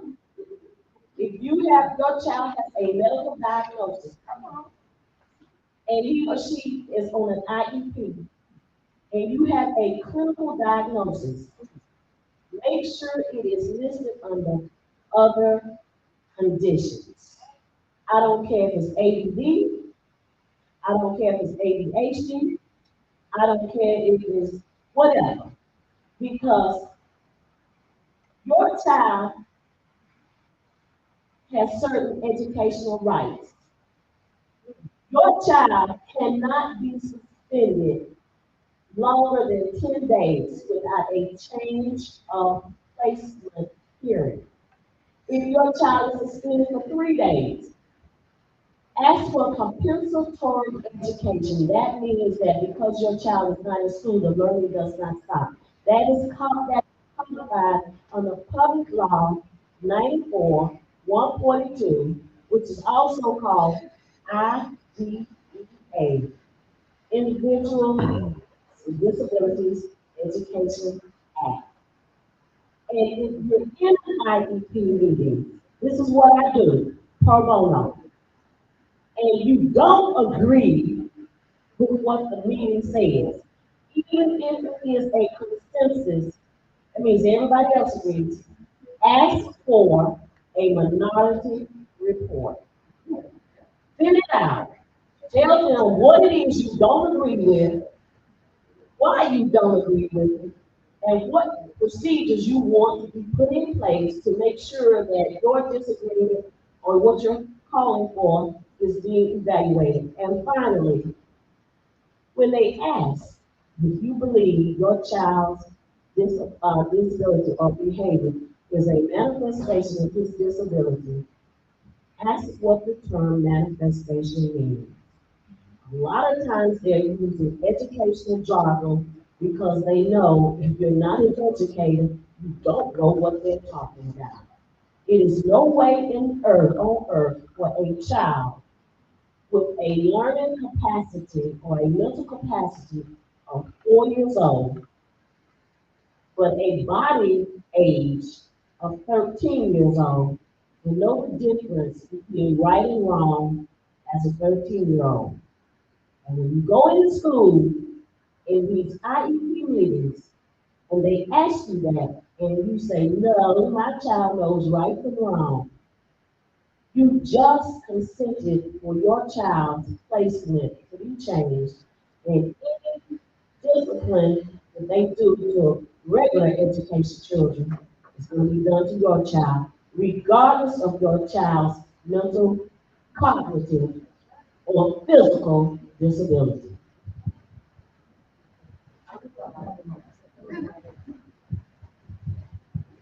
Yeah, great information. But yes, just go ahead, sir. This has nothing to do with education, but it does have to do with the great outcome of the community. Can you explain how stand your ground worked in Tennessee? Stand your ground in Tennessee. Well, let me speak on stand your ground. Okay. Generally, and there's a case that we all know very, very well going back to Florida several years ago, involving George Zimmerman and Trayvon Martin. And so, stand your ground. How I describe stand your ground in a few words, an instigator-friendly law, which allows the person to start the fight, start the altercation, start the commotion, potentially lose the fight. The other party gets the better end of of the outcomes, and then to reach for gun or weapon, discharge said gun, use said weapon, and end up, where oftentimes we end up fatal. And then they claim that they were standing their ground.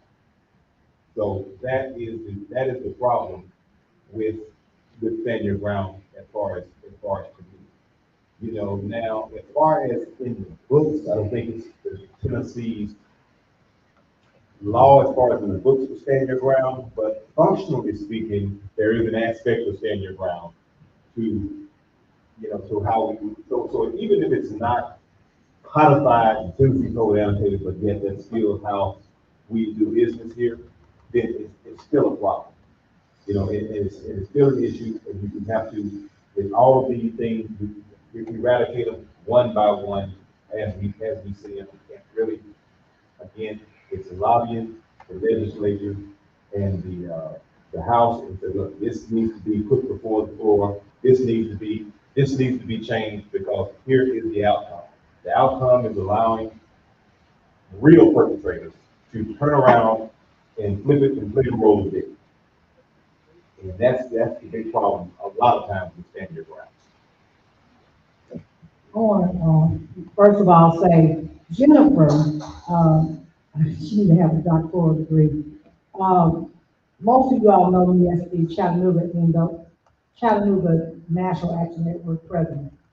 But Jennifer and I, sorority sisters, but more importantly, she is the baddest educational chairwoman that I ever had in the NAACP when I served as president there. And so it was quite natural for me to bring her on board with the Chattanooga National Action Network as our education chair. And that is one reason why she is a girl, she's almost an attorney. She investigates, and we have turned some laws around right here in Chattanooga together, she and I, for children in the education realm because of her knowledge and her wisdom and her, as she said, her stubbornness, her wanting to fight. But that's what you gotta have. So I just want to really thank her for being the person that she is. Give her a clap for our children in this community and for fighting for what's right for us as a community, irregardless of your race, sex, gender, preference, whatever, religion. She is a fighter and she fights for all people, and that's what I love her for. So I want to say that. And then Pastor Martin wanted to ask you a question too. He wanted a few comments. He was supposed to pray earlier, and I got here a little late, and I thought he had prayed for the food, but he's got something he wants to ask, a few questions. Pass that over.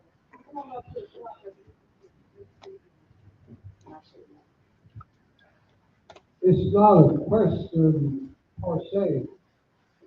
It is related to what we have heard today. The empowerment of knowledge. I know a lot of work has been put into this effort to present this today. The question is, how come all these seats are not filled? The next thing is, those that participated in bringing forth the information that we have heard today. If we would just investigate, at least as an effort. There's a lot of things we don't know, but we need to know. I'm talking about the community per se. I'm a minister. I passed out a lot of flyers for the spiritual behalf. You all have both the physical behalf today. A lot of people that I know should have been here. I talked to a few of them, but they didn't show. So they asked me the questions. I don't know. You know because that's in your field. Yes, about the Bible. I can help you out on that. But the point is, we've got to change the atmosphere in the community. Some kind of way. that we can become a unified people, not only in Chattanooga, but all over the world, especially in the United States.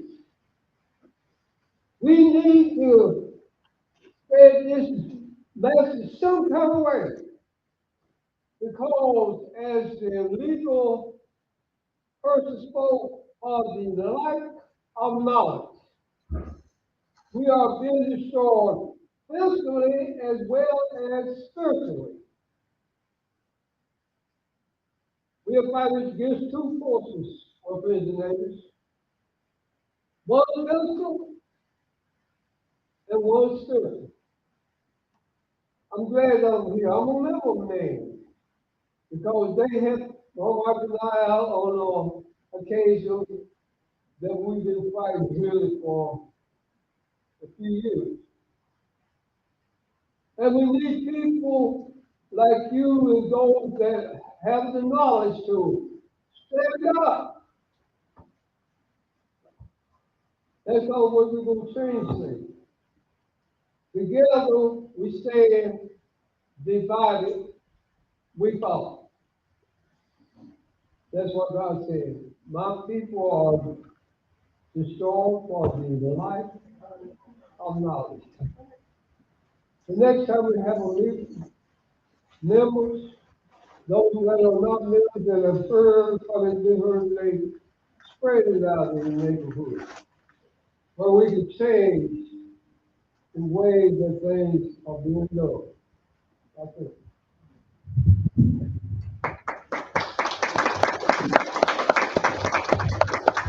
Okay, you all have heard the pastor, he has spoken. The NAN table is in the back. Membership is $25 for a whole year.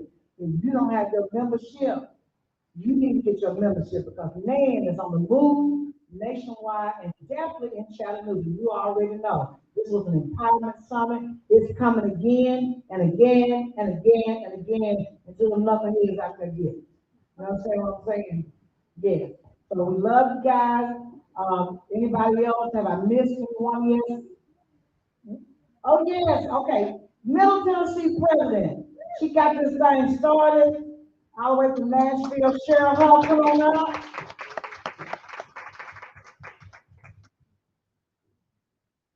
Hello, everybody. I am back on my soap opera again. This is what I do. I love it. And again, my name is Sheryl Huff, and I am from Nashville. I'm the president and the region president of the Nashville chapter and the state chapter. So I am here because I just wanted to inform you all. First of all, Rev, you were saying about these seats should be filled. No, these seats are filled with the people that needed to be here, because they can take this message and they'll take it out. So you have to come in and get that knowledge first. And now that they have that knowledge, you take it back out there and say what happened here and you should have been here. So you never worry about those seats, because if you put 100 people in here, probably 2 of them will get the message. But those 2 is the one that's gonna take it to the streets. So we all right up in here. But let me tell you, first of all, like you said again, knowledge. Education rules a nation. Once we're educated on everything, we'll be a force to be reckoned with. You know what? We do with Dr. Grayson, we've had a 6 months workshop, and that's building your credit. When you build your credit, again, my favorite word, we'll be a force to be reckoned with. People can't touch you then. They only come after you when you don't know what you're doing. They only come after you when you need them. They only come after you when you don't have. So once we get our records expunged, which Attorney Redditt, that's all I do. I've never been to no one law school, but I can tell you the law better than the law can tell you the law. You know why? Because I hang around people like that. I hang around teams full of attorneys, of judges, and you know why? Because when we in a workshop, we're educating you. Then we won't need to say, do you have an attorney that I could get in touch with? Because we done educated ourselves and we know what our rights are, and then they can't touch us. Because no, sir, you can't do that. Because the law says, and you'll be able to spit the law to them, you'll be able to tell them exactly what you mean.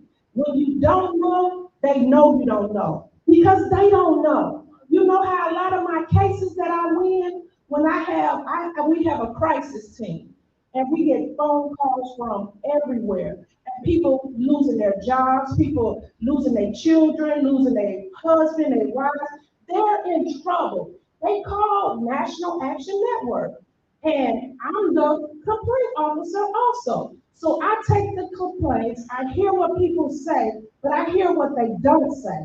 And when they tell me stuff, and I know what should have happened, and it didn't happen, they're not telling me. I know when you have a case, and I know when you don't have a case. And then I call all of my attorneys like I got a case for you. But I done put it all together already. And so because I know what they're looking for. And when you have an advocate that go to an attorney and tell that attorney what your case is, and then that attorney will make a sound decision if they're gonna take your case or not. But baby, they will take your money, and they don't even do that case.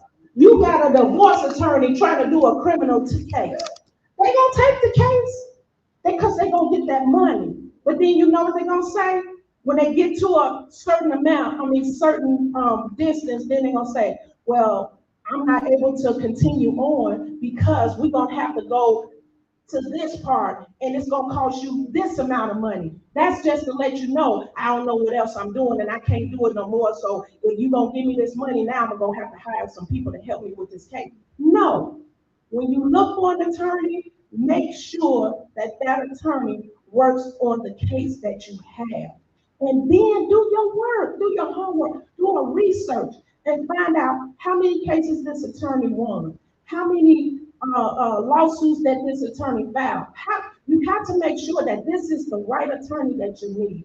And see, I have a whole team of attorneys that work on different cases. Probate attorney, family attorney, criminal attorney. You have to have those attorneys in your organization because now they can educate you and do workshops, and now you're understanding what your rights are. And when you know what your rights are, they can't do anything. Then the second thing is, that was the credit, that's the attorneys, jobs. We have to stop going to these $5 and $10 jobs because they will love to hire you because they don't have to give you benefits, they don't have to give you anything. You get you some jobs, the training, they have a whole training that will train you to get IT jobs, to get jobs that's meaningful, that's gonna pay you money to take care of your family and raise your children. And then your children will understand. But if we keep having this mindset of somebody owed me something, I want you to pay me this, I want you to pay me that, then we're gonna always stay in the same thing. But when we put our foot on the ground and get right now, everybody's so concerned about what Trump is doing. Everybody's so concerned. Why? Why are we concerned about what Trump is doing? You know why? Because we don't know what our rights are. We don't know what we know. What we know is we've been suffering for a long time, and we know how to survive. We know how to survive. So what Trump is doing, which to me, I like it. You know why? Because they've been robbing from us for years. They've been failing our school system. They've been taking our money. You have to call to make an appointment to get Social Security. Then they tell you you don't qualify.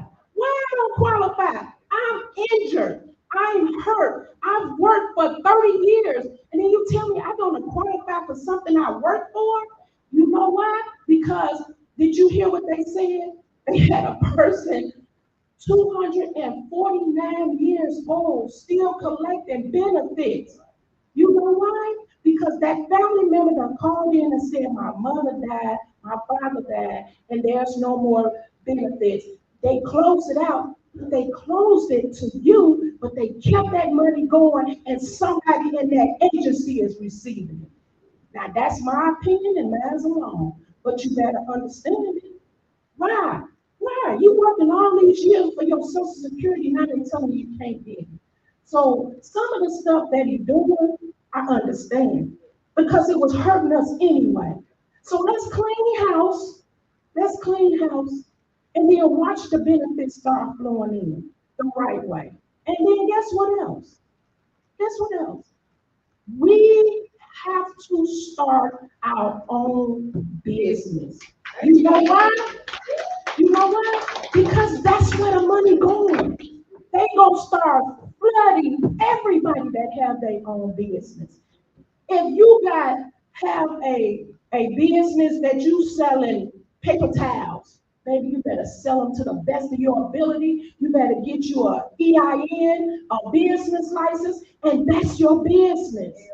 And you go get those business licenses and you go do what you have to do because that's what they're funding. Because right now, all we have to do is sit down, regroup, get our minds right, and come out fighting. And the only way we're going to do that is get our credit cleaned up, get our license cleaned up, get our records cleaned up, and get us some good jobs. And then guess what we're going to have? We're going to have community that's not playing. We're going to have communities out here. We have region banks here.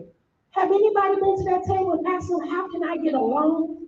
How can I get my business off the ground? What do you all have for me? Stop asking, what can you all do for me? What can I do for you? Ask them, what can you do for me? How can I be beneficiary to what region banks have? How? You know how?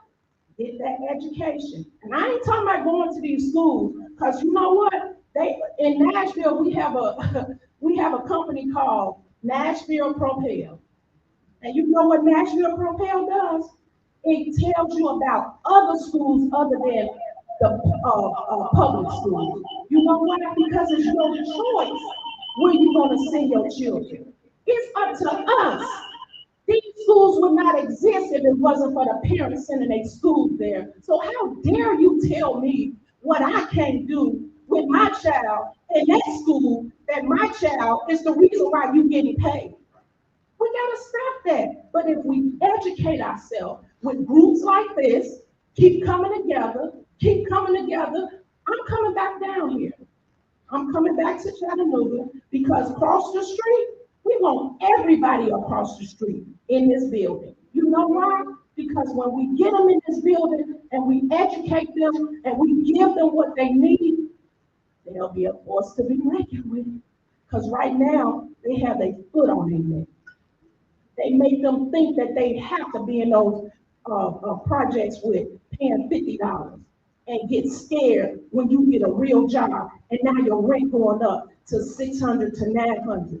We're going to teach them how not to be afraid because we're going to give them all the tools that they need. And once they get them tools that they need with each and every one of these people that's here today, and when we get them educated and understand where they are, then they can go out here and get anything they want. And let alone they can have their children educated, getting them ready, getting them prepared for this thing called life. That's what we are here for. That's what we do. My job is to make sure that each one of you all get the message and able to go out and tell them what you did here today. What you heard here today, the work that was out here that's easily accessed. So that's my work skills. And let me tell you about how we play. We play in Nashville. We have parties, we have gatherings, we have roundtable discussion. I love doing town halls because I like to do listening sessions. I like to listen what's on people's mind. So you can tell me what's on your mind, and then we can take it to the legislature. Say, listen here, this is what's going on. I don't care who is the majority in there. You still gonna hear what we have going on because we have to stop letting people walk in our community and say, I need you to vote for me. vote for me, because I set you free. And then once you vote for them, they get in them buildings and close the doors and turn off the phones. You can't hear from them no more. They don't know your name no more. So if they ain't been in your community in the last 4 to 6 years before they went into the, wanted you to vote, I don't have nothing to do with it. I tell my community, no, if we don't know you and you haven't been there in 4 years and did activities and did work and all that, we don't want to vote. We ain't voting for you. You keep on going. I don't care what color you are. It don't matter to me. If you haven't been there and did the work and out there with us, we don't have nothing to do with you.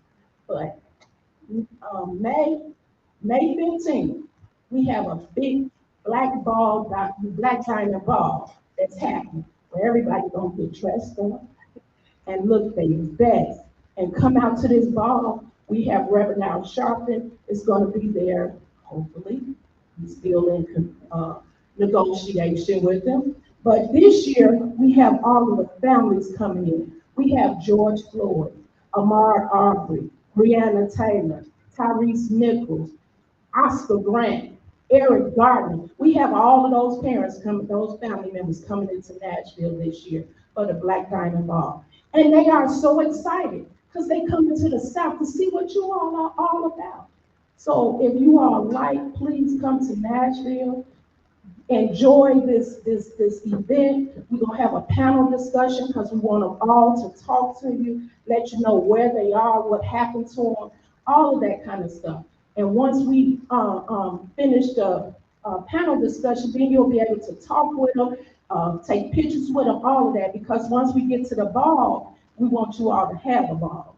And we don't want people running up to them and all that stuff. So that's why we're gonna do the morning section first. But that's what we do. That's what National Action Network is. We're about the business and we're about the good life too. So thank you all for coming out. I am Sheryl Huff in Nashville, Tennessee. I travel this whole state. We have Memphis, Jackson, Chattanooga. We're about to do Knoxville and we're about to do Clarksville. And then that will be the whole state of Tennessee that now will have the National Action Network in these cities. So thank you so much. I appreciate you all. And that's why we need to be a member of National Action Network, because we're about the business of the people in this country. And we're about action. We're not just about talk. What we're doing today, this empowerment event, yes, some of the seats are empty, but guess what? We are here being taped by my radio station, WPTP, 100.1 FM, and we will be all over the country. Al Sharpton's gonna get this. Everybody's gonna get it. Everybody that presented today, you will be heard nationally and internationally, because we have our amazing media crew guy over here. Yes, Michael. Yes, we have recorded this whole event, and we're just super excited about the ability to do what we do. God has blessed us with a radio station, and we call it a TV station too, because when you come on our show, you're on TV. Jennifer's been on there, a lot of y'all have been on the show. But when you're on the show, like this is a show today, you will be broadcasted nationally and internationally. So all of y'all are famous stars today. Give yourself a round of applause. Yes. Yes. So please, before you leave, and if you are a booth vendor, make sure you visit the other vendors that are here. Please take care of your family through what we have. You have a question? Yes, come on up here. This is Ms. Gardner from Regions Bank, and she wants to share something with you. Another thing I failed to mention earlier when she said about starting our own businesses, it made me think of that. But right now, Regions and the Chattanooga Area Chamber of Commerce, we have a partnership where we have a cohort going. This is our 4th year, where we are educating small businesses here in the Chattanooga area. We're educating you on how to legitimize their business. So I'm the lead facilitator. I teach the first 5 sessions, showing you how to get credit, business credit, banking services that we offer, developing a business plan, how to use credit, how to get credit, your financial statements that you need to have as a business, We also are teaching you how to get marketing, how to have HR services for your business. So we're teaching a lot of things. It's about an 8-month program, once a month that we meet. It's a free program. And so we started for this year, but we will be doing the next cohort starting next year. But be on the lookout for things like that because we're trying to help people legitimize their businesses so that they can go past those 1 or 2 years of being in business and have longevity and build generational wealth. Thank you. Thank you. And I do want to give a shout out. Priscilla would like to add something as well. Yes, come on over here so I can get you on the video. I do want to thank Regions Bank and Erlanger Hospital in particular because they have invested in soul seeds into this community, not just with their mouth, but with their money. They have put dollars into Alton Park Development Corporation, which is a 501c3 nonprofit organization that has been in existence since 1998. And we are a Black minority-ran organization, and we own the facility that you're sitting in today. Yes, we do. So thank y'all for being there for us. I just want to let you all know that we are also hiring, we call them strategic business partners. So you can actually come into this business as a financial strategist. And what I say is, instead of me making the money, I want us to make the money. We make the money. So if you come in, I do all the work, you can pay my tuition. So if that's something you're interested in, you can, okay? Thank you. Talk about residual income, and that's residual income. I love it. I love it. Has this been a great day? Has this been a great day? Yes, it has. It has been a fantastic day that you all enjoyed. The vendors' presentations, the food, keeping you from being hungry while you learn all this good stuff. Have you all enjoyed that? Yes. Will you come back again? Yes. Yes. And every seat will be filled because you know why? They listen to us on our network. We have our YouTube channel, our Facebook, Twitter, and Instagram. They're going to be, dang, those people were there. And they're going to be here. We're going to do this again and again and again until the knucklehead, like I said, get it. So we want to empower our people, and we want to build generational wealth and create a situation in our community where we're all living good, right? So I thank you all on behalf of Alton Park Development Corporation and the National Action Network of Chattanooga, and on behalf of the Middle Tennessee branch of the National Action Network. We thank you all for attending. Please feel free to stay around, hang around till 4 o'clock. We love you. Thank you.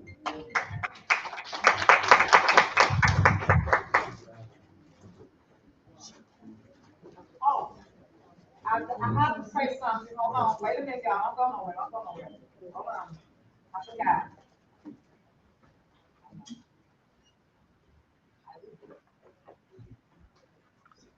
I got to say one thing. My voice is loud. I think I got it. We cannot leave today without thanking our officer who secured our building, our parking lot, and have walked around the building throughout this event.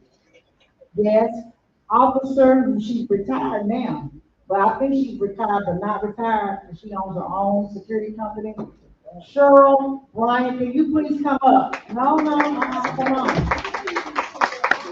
Yes, Sheryl Brian is retired from the Chattanooga Police Department, and when we have our events, her security team, we've never had a problem with it, first of all. The only problem we had was one we just had, and that was about 2 weeks ago when someone, and I call it a blue, white collar crime, stole our water meter. It wasn't, I know it was funny. It was not anybody that's out here in this community that give a darn about a water meter. Okay, but this is a 43,000 square foot facility. So, and we have over 30 bathrooms in this building altogether. Every room here has a bathroom, every room has a sink. We have almost 33 sinks. It's a huge meter, a brand new meter. It was just put in August of 2024. So you can You can imagine what Dr. Woods was saying because they left our manhole open. They didn't cover it back up and lock it, the water company. Okay? So we're gonna have issues because we are in a very economically depressed community. And like I told them meaning the folks that's in control of things, if this had been Unawa, Collegedale, okay, or even a white predominant organization, they would not have left our water meter uncovered from August of 2024 to March of 2025 without it being locked. So somebody came and took the meter, and we didn't have water for almost 2 weeks. But we do have a meter now. You all use bathroom now, okay? But these are the kinds of things that we do. And we will not allow anybody to disenfranchise or disrespect our community. We're not gonna do that. So, Sheryl is here because I just want Sheryl to be here. I want to feel good, and she want to feel good. She learned a bunch of stuff today. She has her business already. And so I want you all to know whenever you come out to Alton Park, as they like to say, Alton Park is a high crime. It might have used to be, but it is the most friendliest, most beautiful community in Chattanooga. They have more crimes than shooting and killing downtown than they do out here in Alton Park. It's a beautiful community. And I just thank the people out here, and we're gonna continue that road. And so Sheryl, thank you so much for all your service that you provide for us at Alton Park Development Corporation. We love her. We really do. Let me say this also, Dr. Thank you, Dr. She's one of the few people that can get me to even come back to security things about the time from the city. So that just lets you know how much love I have for this lady and what she does out here. This was one of my communities that I patrolled. As a matter of fact, when I first hit the street, this was the community I served. So it feels good to come back while she's in this community. It's like full circle. But all she has to do is make a phone call, and I might answer the phone and say, okay, yeah, what's the date? I don't even know what it is, because I know what she does out here. So I want to thank you as well. And to add to that, I do have two businesses. Yes, security is one, but I tell them, I ain't only lock up people, I know how to do other things. I have a business screening and monitoring also, so recently there's some kind of get some more information. Well, again, thank you, you know I love you. I love you. Thank you so much. And you all feel free to get some more potato chips, popcorn, and whatever's left over there, something to drink. Sandwiches, okay, I'm coming back there. There is some more food. If you're hungry, go get it. I don't want to take nothing home.